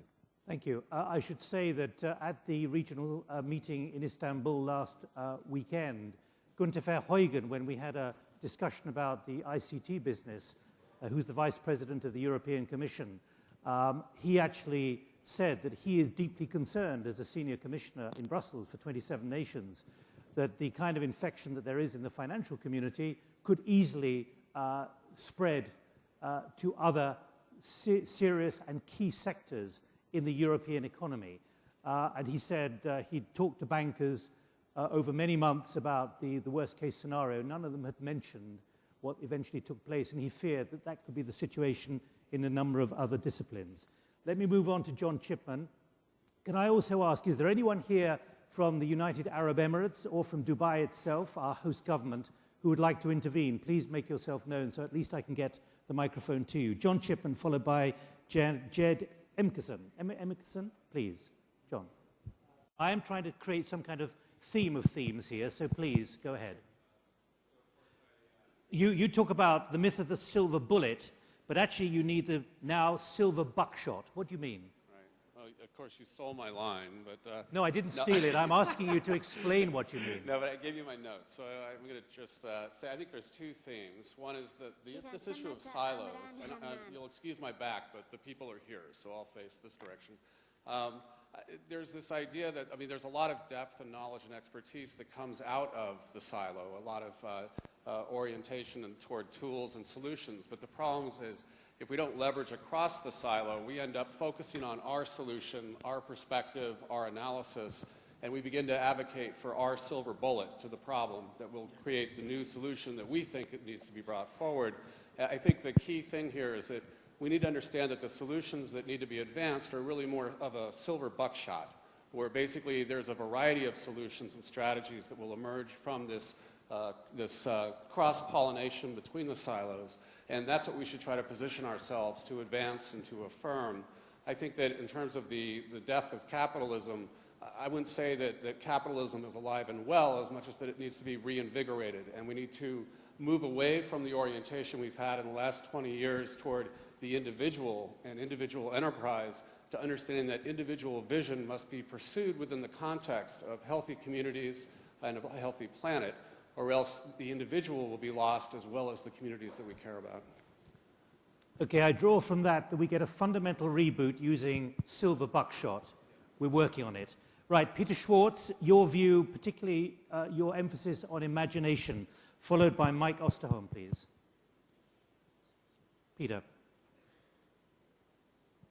Thank you, Nick. Peter Schwartz from the Strategic Foresight Group. If we'd been here 25 years ago, it would have been very, very hard to imagine the end of the Cold War, the rise of China and India, and the several billion people who are climbing out of poverty, the takeoff of the internet, even the election of Barack Obama. I think we have a failure of imagination. It's very easy to see how things can go wrong. It's much harder to see how things can go right. And if we're to provide hope, inspiration, and a sense of direction, and we see all around us in Dubai the consequence of getting it right, what we need is an active imagination. We need to articulate and communicate what we really mean by an improved state of the world, other than merely solving the problems of today, what will motivate people to build a better future. Thank you. Thank you, Peter. Mike Osterholm, followed by Simon. I can't read your surname, but you talked about lost sight of the purposes. If you recognize, okay, it is Simon Longstaff, okay. Could I get the microphone to Simon, but Peter first? Mike Osterholm with the Pandemic Group, and I approach this as an epidemiologist, scientist in a world of economists. But I think that we have a bit of a disconnect today between some of the facts of science and what we are dealing with in terms of economic crisis. And until we resolve those, I think we're going to actually have a problem charting an accurate course. I'm dismayed that we've come this far in the meeting and we've not yet heard anyone talk about the issue of world population. And the fact that is until we begin to get serious about understanding that the additional number of people on this planet, along with the fact that we have more biomass of animals today at any time in history because of intensive agricultural practices, are stressing the unrenewable resources that we have. And until we deal with that issue, these problems are going to continue, biodiversity, etc. So that's a key issue.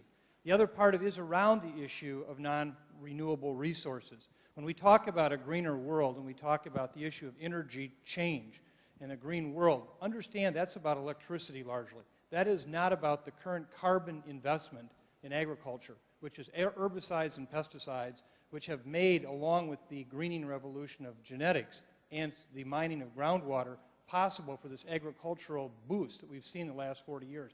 That will not continue. Finally, last but not least, I surely am not qualified to comment on capitalism as it's good, bad, or indifferent. But as an epidemiologist who understands that we live in a global just-in-time economy today, where many of the critical products and services that we count on every day, the medicines, such and such, come from far distant lands days away, any pandemic is going to seriously interrupt that. And we have not heard anyone talk about that aspect of an immediate issue. The pandemics will occur. I know many of you have asked us questions why it hasn't happened yet. Influenza pandemics are like earthquakes, hurricanes, and tsunamis. They will occur. Next year, 5 years, somewhere down the road.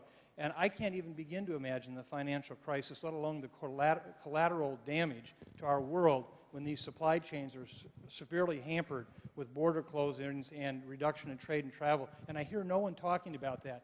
I would argue that could equal the crisis we're seeing today. And so I think all I'd urge as a group is part of the follow-up of the commenter before me on creative imagination. Also combine that with the science of what we know, and I think we'll be in much better shape. Mike, just before you sit down, you talk about the disconnect between science and policy and practice. Half a minute, how do you build that bridge? Well, first of all, I think it's a silo issue. I was quite amazed here to see how little of the other groups came to the health groups to talk about issues of importance. I personally went to the Agricultural Security Group, and I don't want to put anyone on alert here, and they may surely disagree, but I was amazed none of them just talked about what I was talking about. And I'm not a food security guy.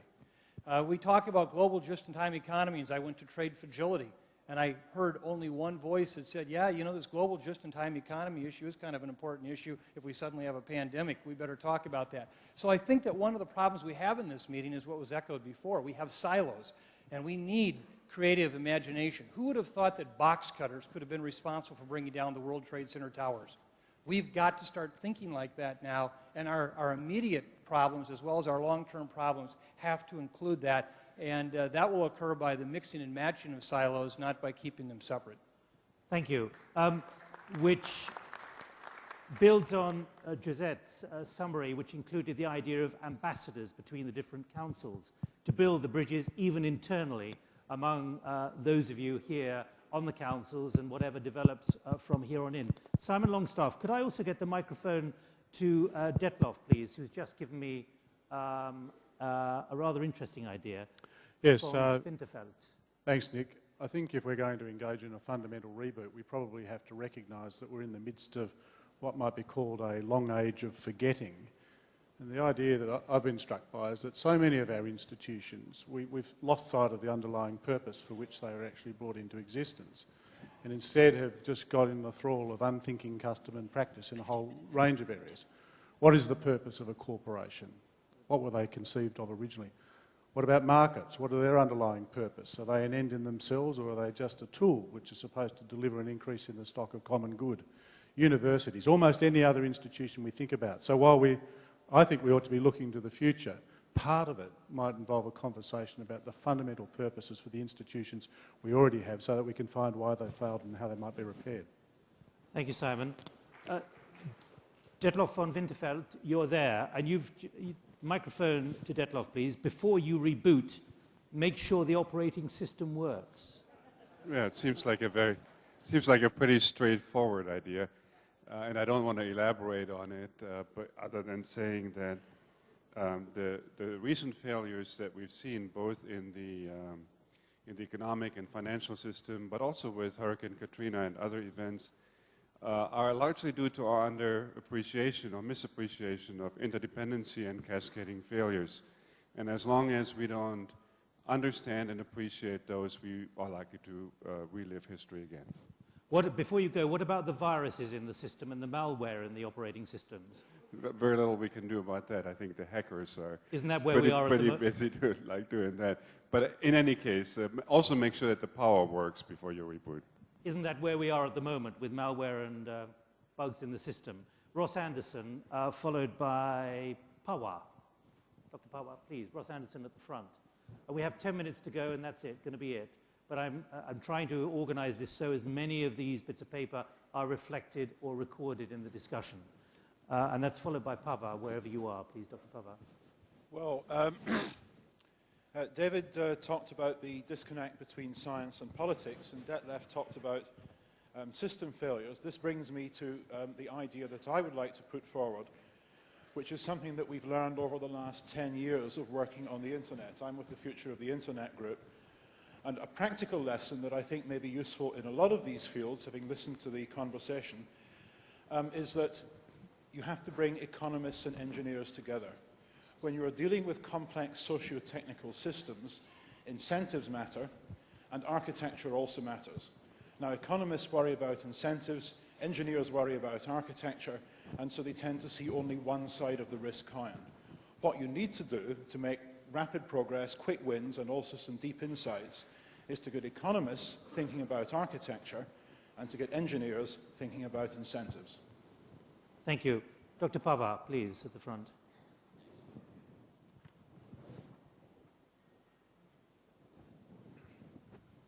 I think the idea is in the same vein. Say again, please. Yeah, the idea is Could I in the also get the microphone to Dom Tapscott as well, please? Yeah, the idea is in the same vein.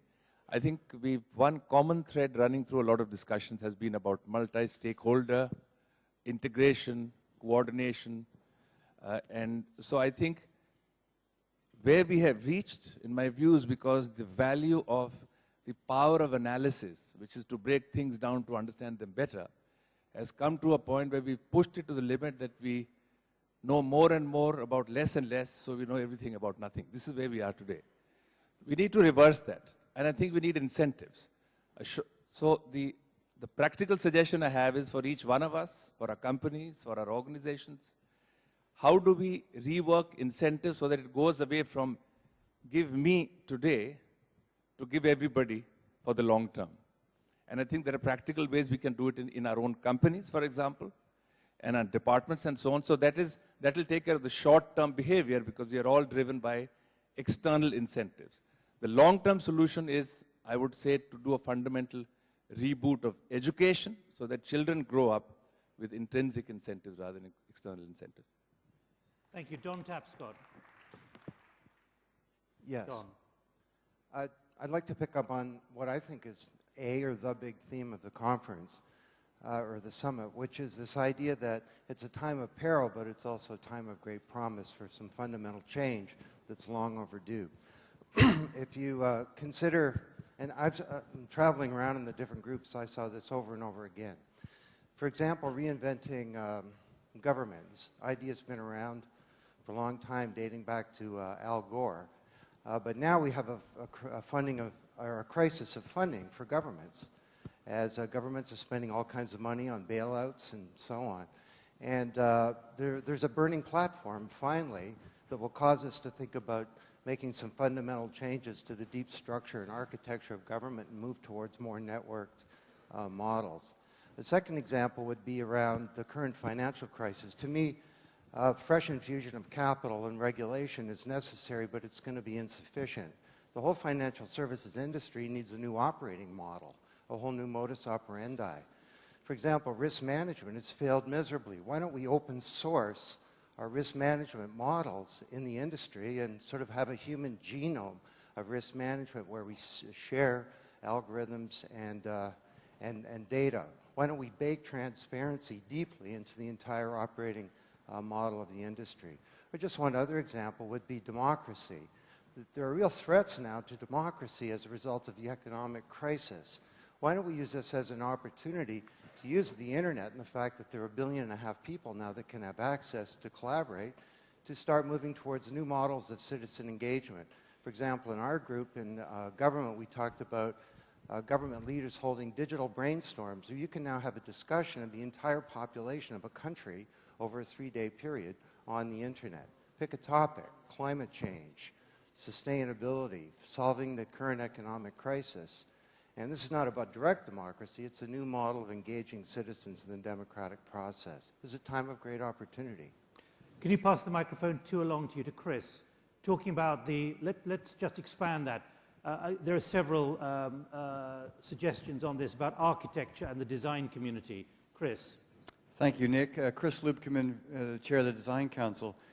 We would like to consider how design is actually the whole idea of using synthetic thinking to have divergent thinking rather than convergent thinking. To follow up on what Justice said, we know an awful lot about nothing. Well, design is really about opening eyes and opening opportunities using that sort of process of synthesis. And we'd like to really plead for that, and especially with this rebooting and transformation. Where does design come into the potential here? How could you help? I'd say we could help anything from helping to reconsider organizational building all the way down to some of the parts of the little bits and pieces we need to implement. Okay. Lord Casanova, please, from INSEAD. Where are you? I've just been past your remarks. Are you still here? Right at the back, please. That's why it took so long for the message to get here. Please, the microphone right at the back. Lord Casanova from INSEAD. Microphone there, please.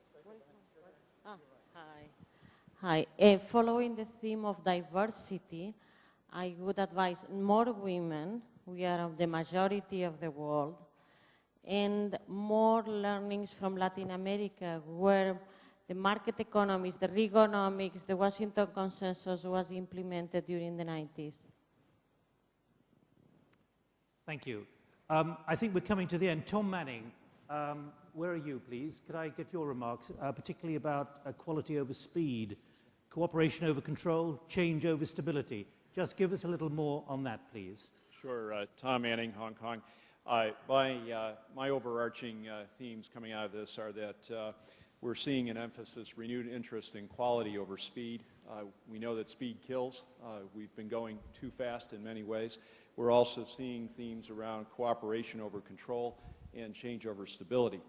And yet, there's a fundamental presumption I'd like to raise that seems to be at the heart of everything we've talked about, and that is that we, in fact, still have the ability to control the world we live in.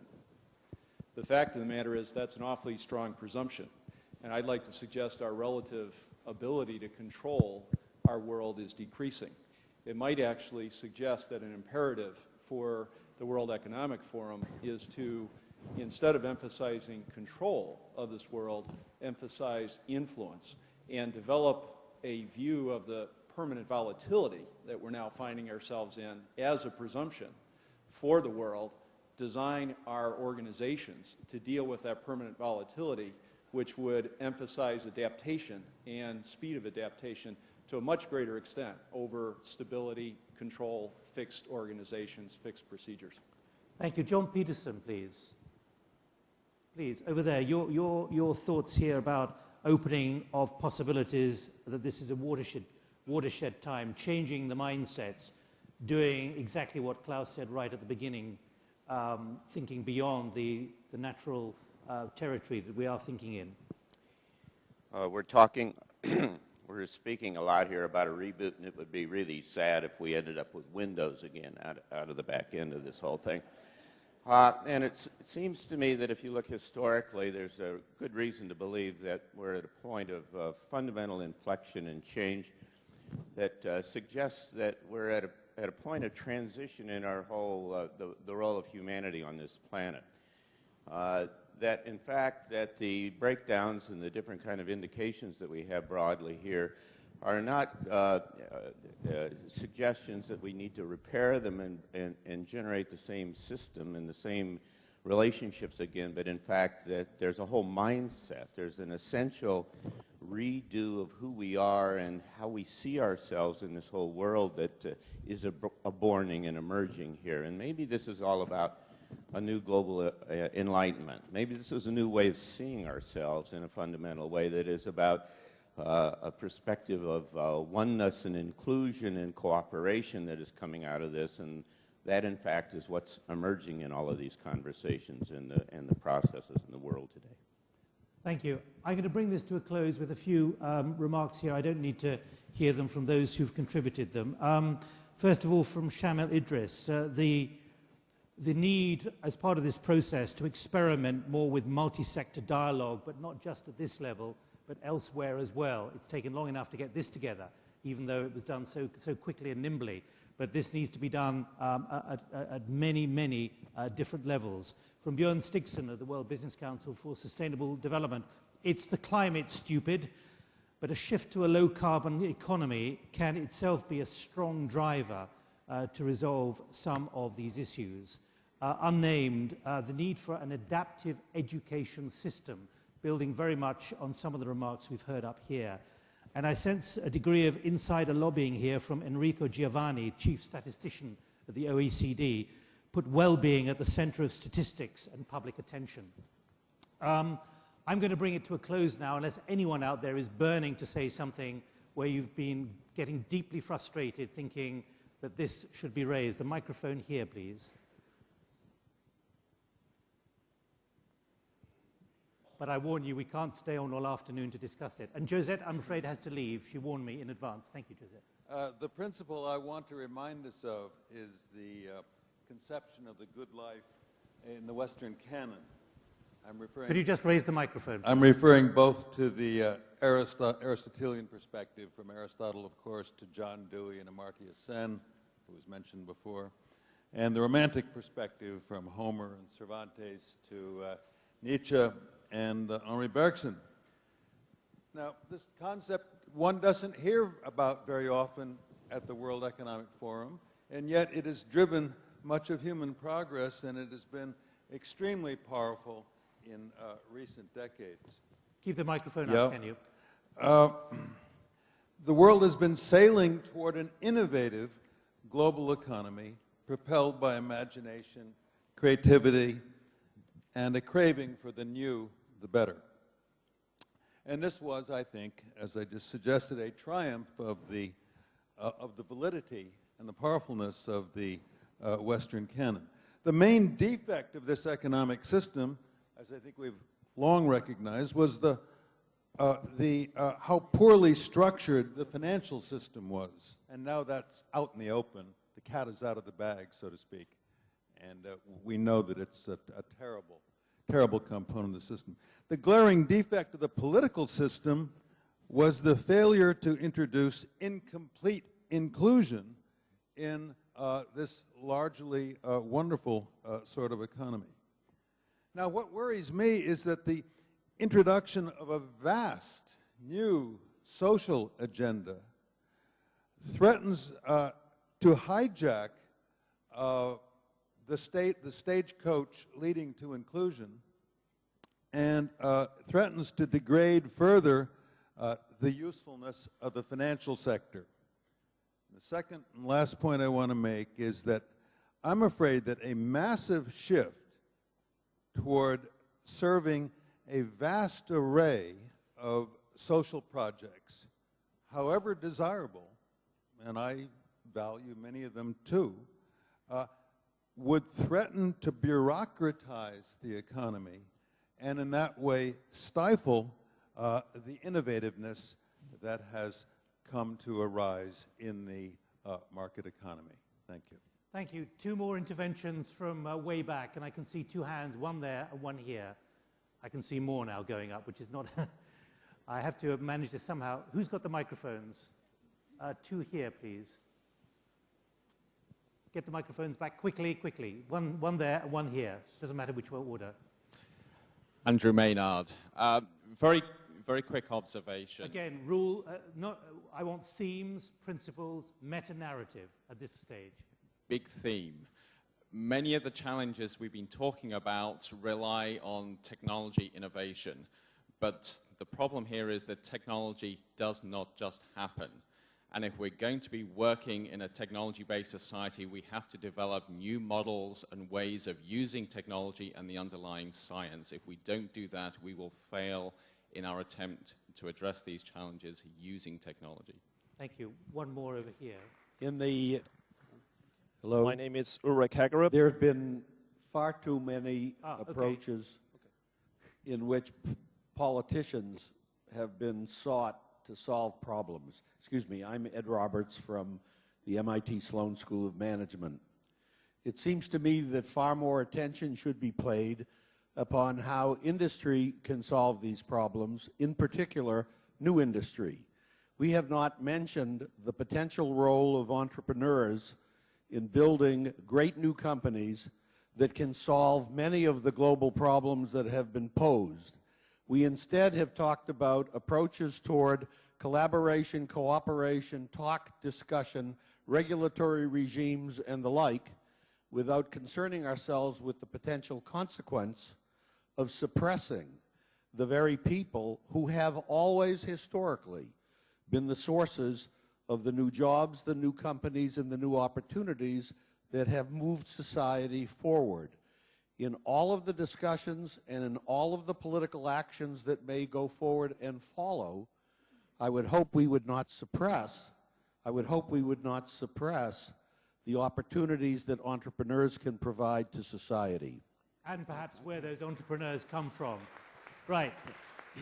I'm going to take two more interventions, then I will introduce Klaus Schwab, and I'm afraid that'll have to be it, imperfections and all, but we've had an enormously enriching series of ideas. Okay. I'm going to come to you, please. Okay. Thank you. Shirley Jackson, Rensselaer Polytechnic Institute. I'm going to introduce a contrarian point of view. All of us, most of us, are going to go home on airplanes. The point of view has to do with stress to failure and phoenix from the ashes. And so I ask you to think about the intersection and interaction of crises, worst case scenario building to get to a better future. Probabilistic risk assessment for nuclear plant safety starts from the premise of what is the worst case scenario you wish to avoid, and therefore what must you do to not have that consequence. So intersection and interaction of crises and worst case scenario building to get to a better future. Thank you. Please. Gordon Conway. Oh, microphones keep popping up.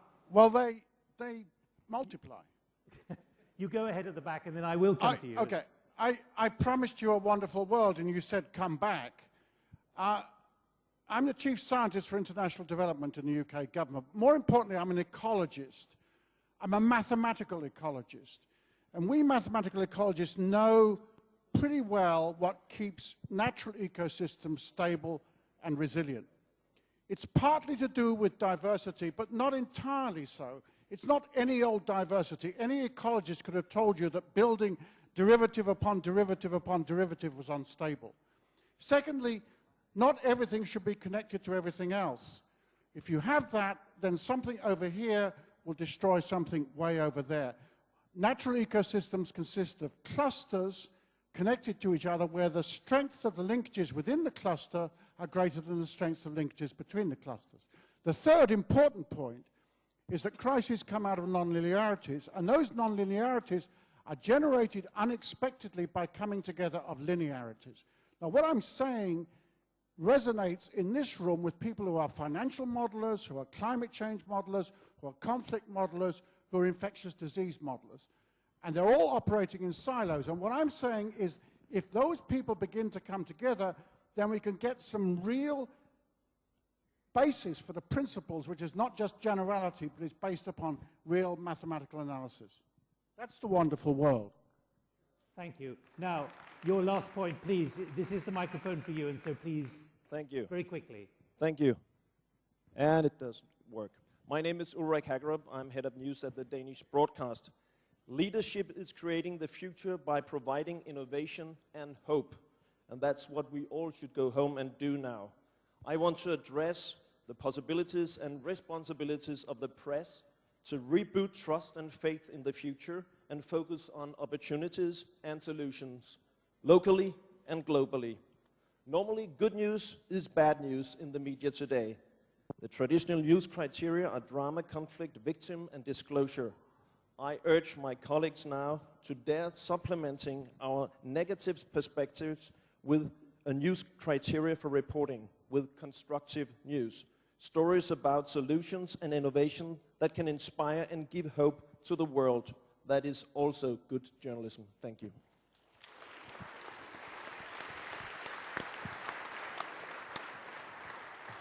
Thank you very much indeed. Let me introduce Professor Klaus Schwab, and thank you, all 8 of you, even though Josette has had to leave, for your amazingly hard work, and also everyone else for the amount of effort and focus you've put in, both for these reports, but also for the work that you've done over the last 2 days. Klaus Schwab.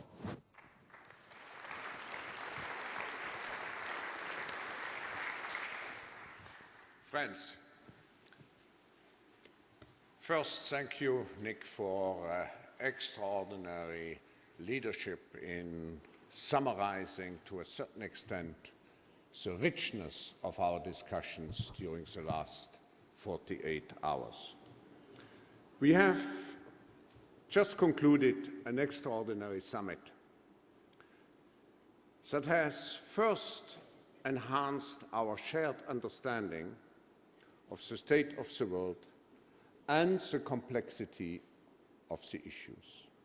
And second, the summit has heightened our appreciation of the urgency and necessity to address global challenges in an integrated way and what needs to be done to improve the state of the world. It is very difficult to convey the richness of the discussions that has transpired. Highlights of Council discussions which reflect the collaborative thinking in your councils will be shared with the general public today, later this afternoon, as a reflection of the importance of each of your contributions to shaping the understanding of global issues and the urgency and importance of addressing them in an integrated manner. We will also write to the community, to the larger community of the World Economic Forum, drawing their attention to the work which has been done here, which means we will alert the political, business, and other stakeholder communities about the outcome of this summit. I want to highlight that this summit is part of a continued engagement. It is part of a process, and after this summit, you will continue your Council discussions using our Welcome platform. The outcome from your Council meetings and deliberations will be discussed at the annual meeting of the World Economic Forum in Davos next January under the theme Shaping the Post-Crisis World. It was the biggest brainstorming which probably has ever happened on the global agenda, and your presence and the outcome shows how much such a discussion is needed. As we conclude this historic meeting, let me share with you some personal reflections on what has been discussed. This is truly an extraordinary period in humankind's history. It is a time of crisis and unprecedented uncertainty, even fear. But it is also ushering an opportunity to make the much-needed changes. Now more than ever, we are aware of our shared global destiny and how globalization has made us more interconnected than ever, and how more than ever we need to reflect this kind of interconnectivity, of interdependence in our global, national, industry, corporate, and organizational governance structures. The financial crisis unfolding will profoundly alter the economic and political landscape. This has become very evident during our discussions, and will continue to shift the power equation not only across countries and religions, but also changing the roles and relationships between governments and business. It is also altering the competitive dynamics among companies within industries. The crisis highlights the need for improved coordination across governments and the importance of finding the appropriate regulatory and enforcement mechanisms. But equally important, it highlights the need for better risk management and assessment in the global, national, industry and companies levels. If there is something that has also clearly emerged in this meeting, we need to ensure that our efforts to address the crisis and to restore confidence and build resilience in the financial system should complement rather than detract on addressing long-standing global challenges of climate change, food security, water security, energy security, and many more. We talked at the beginning and during this discussion very much of the underlying principles. Let me repeat here the basic principles for which the World Economic Forum stands and which are the motivational force behind all of us here in the room of having joined this meeting of our organization. First, I would avoid this catchword of capitalism. I would rather see it replaced with our motto, which we cultivate since many years. It's entrepreneurship in the global public interest, which means our society can only thrive if we have entrepreneurship, even taking risk as an underlying principle. But entrepreneurship should always serve the global public interest. Second principle, each of us has the obligation to improve the state of the world. This is not just a slogan. We are global citizens, also global corporate citizens. We have rights, but we have also obligations. And in a globalized world, those obligations extend to each neighbor, wherever he may be on our planet. The third underlying principle is that ethical, moral considerations have always or should always prevail over materialistic considerations. And finally, by the way, this should be true for each organization, but above all, for each individual in the world. Fourth principle, we need leadership. We need leadership particularly during those crisis times. But in the world of today, we need comprehensive leadership. Leadership exercised in a multi-stakeholder way, where each major stakeholder of global society is adequately represented. In conclusion, each of us needs to be proactive in shaping the global agenda.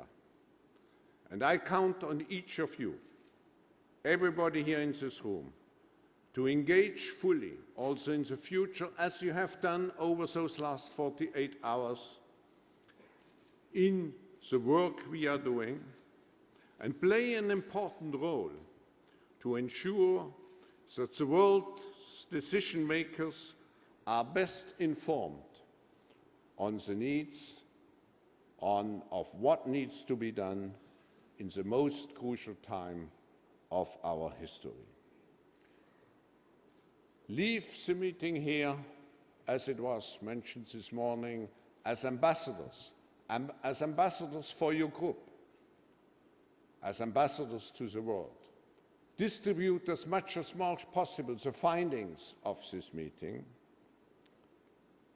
create a true movement, a movement defending the necessities to be done in order to make sure that we live up to an old proverb. We have inherited this world not from the past, but we inherited it from our children. Now at the end, let me express thanks. Thanks again to you. The forum is just a platform. You are the drivers, and you have been formidably engaged.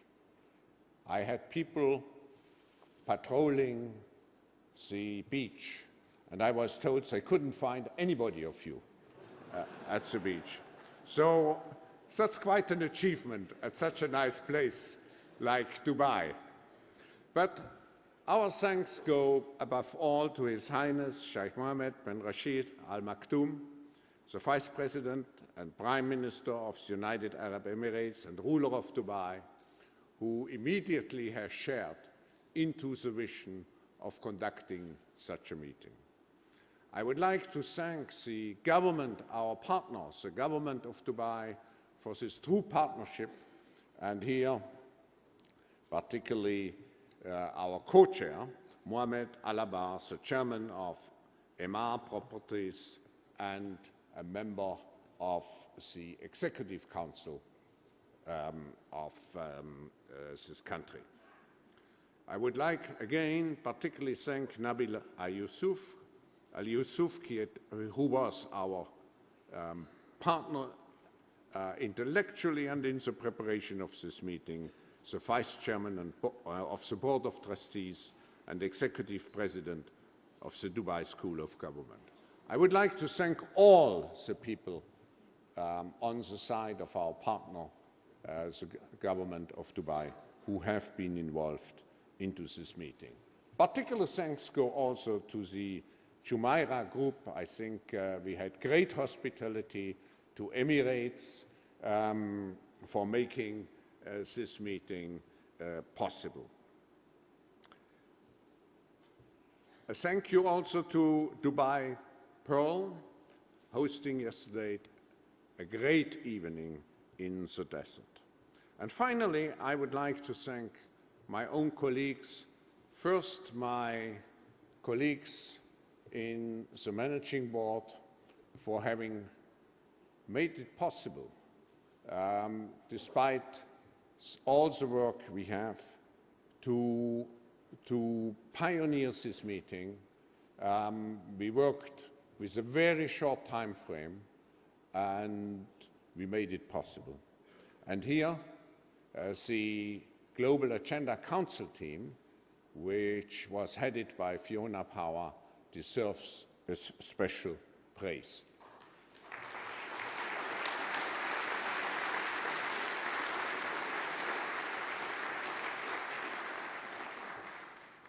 But also, I would like to thank all those of my colleagues, my collaborators, who have taken direct care, and those are over 100 people who have taken direct care of each individual council. And finally, but not least, to the team who runs this meeting organizationally in such a smooth way. And here I would like to thank not only my own people, but I would like to thank Publicis, which has done a great effort. So we will meet again next year, but this is a process. We engage you, and we hope that when we meet again next year, we can say we have made progress on the many issues which were raised here, on the many proposals which were put on the table here. So I wish you all the best, but I wish the world that we come out of this crisis and we do not forget to address all the issues on the global agenda. Thank you.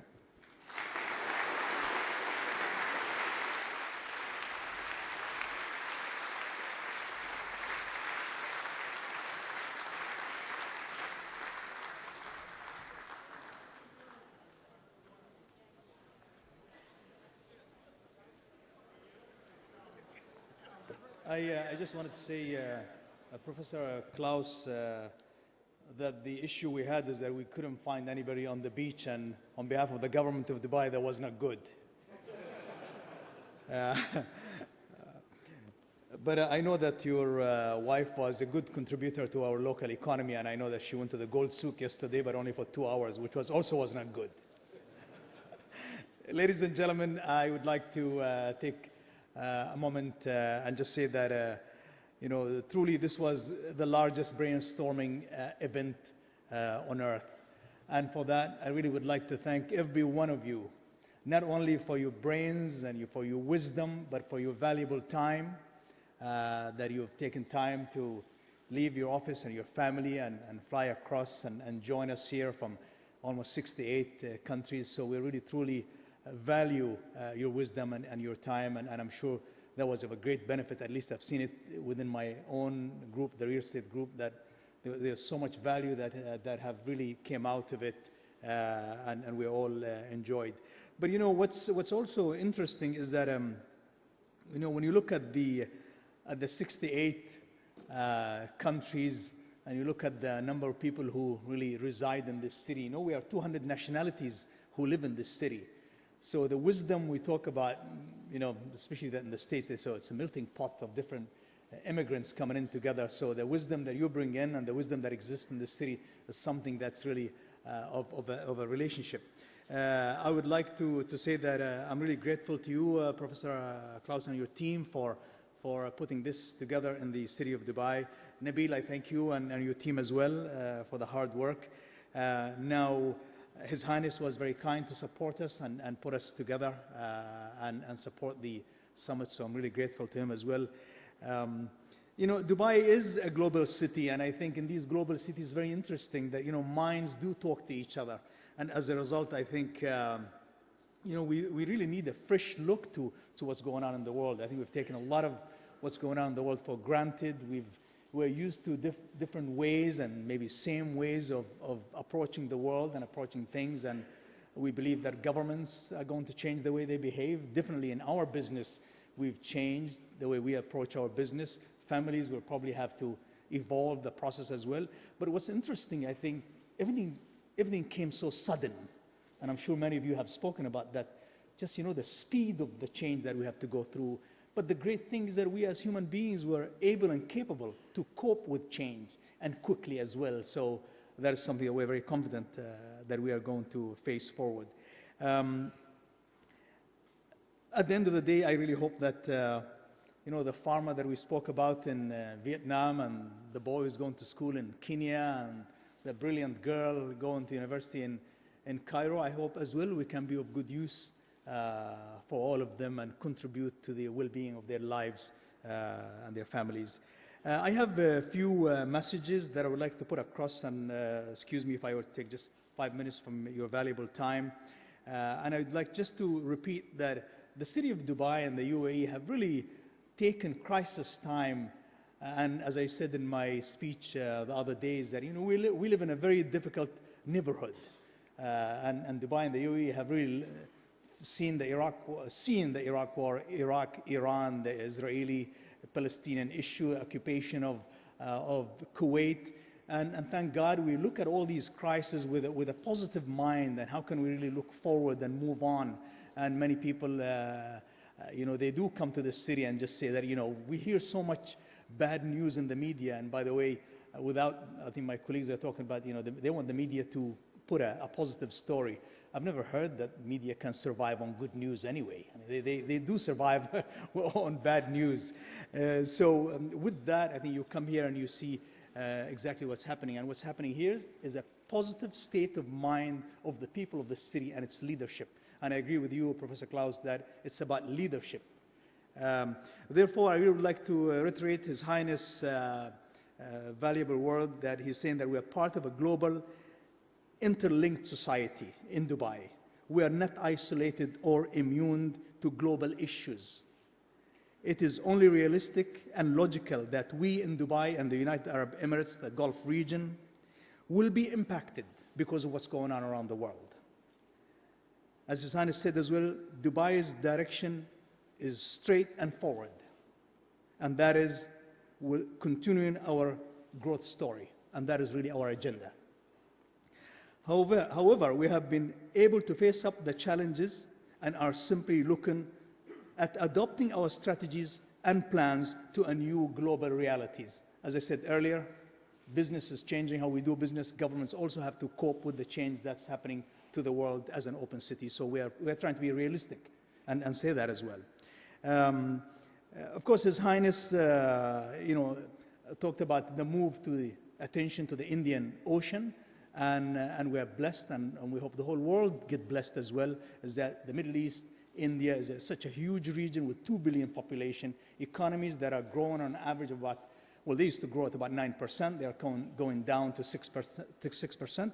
So 6% growth is a great growth rate, of course, internationally, and the 200 million young population are really steaming this growth forward, because the growth is really domestically driven. Of course, there's another issue that I would like to share with everyone, is the government of Dubai debt issue, which lately the media have picked up this issue.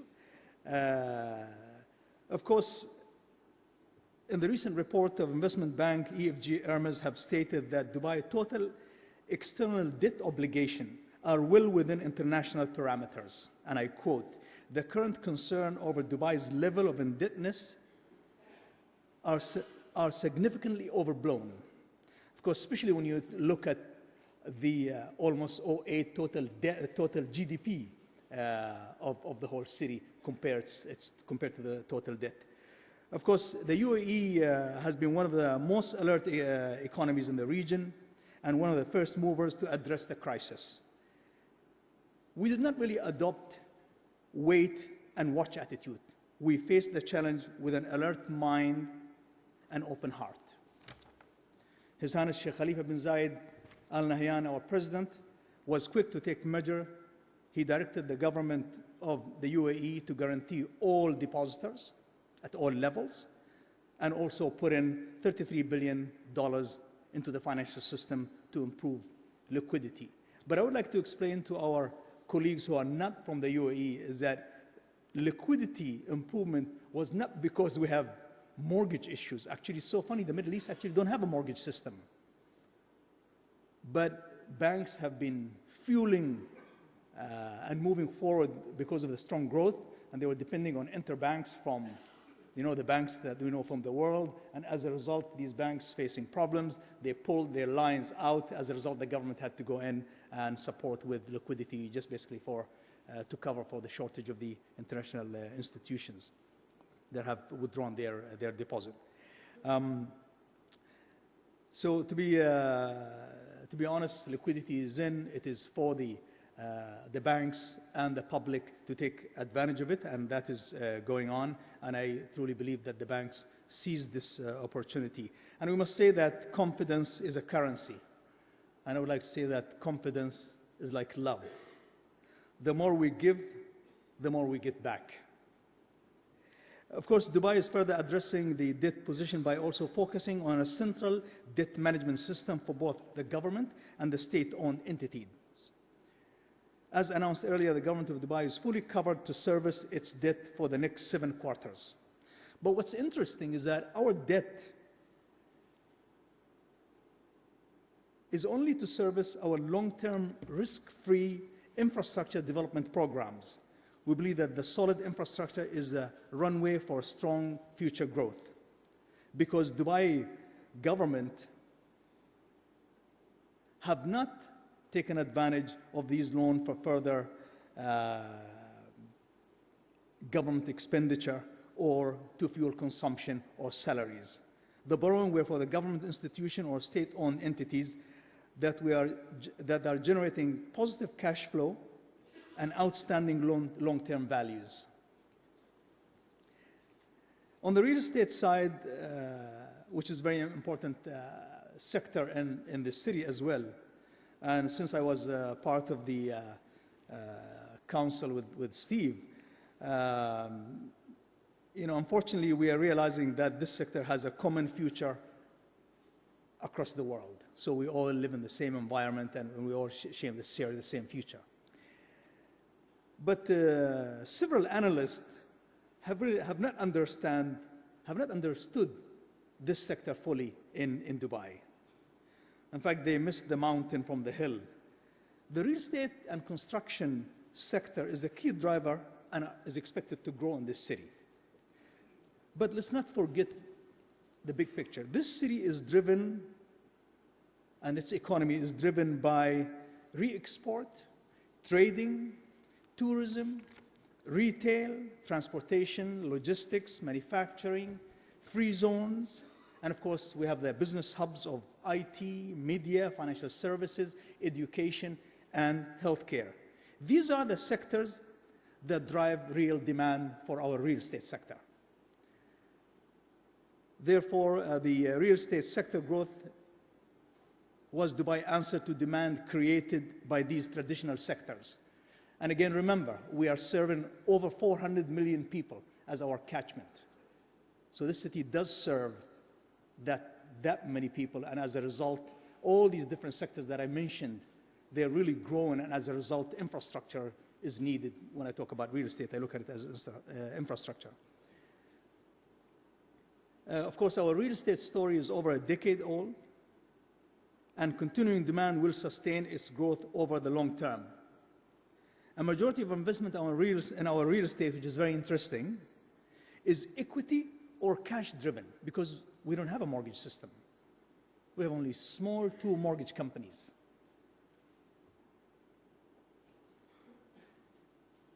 Domestic demand for real estate continues to outstrip supply. That's for 2008-09. And we believe that it will be so for several years. This demand is real. But what's interesting, and what's good, there's a positive shift towards an end-user market. I mean, the Western world and ourselves, we went through the flippers time, and I think that time is over, which is good news. The other good news, the government of Dubai is keenly monitoring the market, and a high-level committee has been exploring several initiatives to boost market confidence. The real estate regulatory agency and the land department are introducing several landmark reforms. They have paved the way for more consolidation, as reflected in the recent announcement of Tamwil and Amlak, 2 large local companies here. In consolidation lies a message of strong governance, transparency, and confidence building. This will also prompt us to revisit our development pipeline to ensure that demand remains robust, which is critical. That, ladies and gentlemen, is Dubai Action Plan to sustain growth in this market. All of you have similarly looked at ideas for global plan to restore confidence across the world. I am truly grateful to all of you, and I am happy to share with you again that for the coming few years, we'll be sharing this gathering here in Dubai, which is a great value for the city, and it's great to be able to host you again, I hope. I will take this opportunity as well to wish all of you a safe and comfortable trip back to your hometown. And I want you please to remember this city and its people, and the next time you visit us, I hope that Professor Klaus will allow you to stay a little longer on the beach and a little longer shopping as well. Thank you all so much.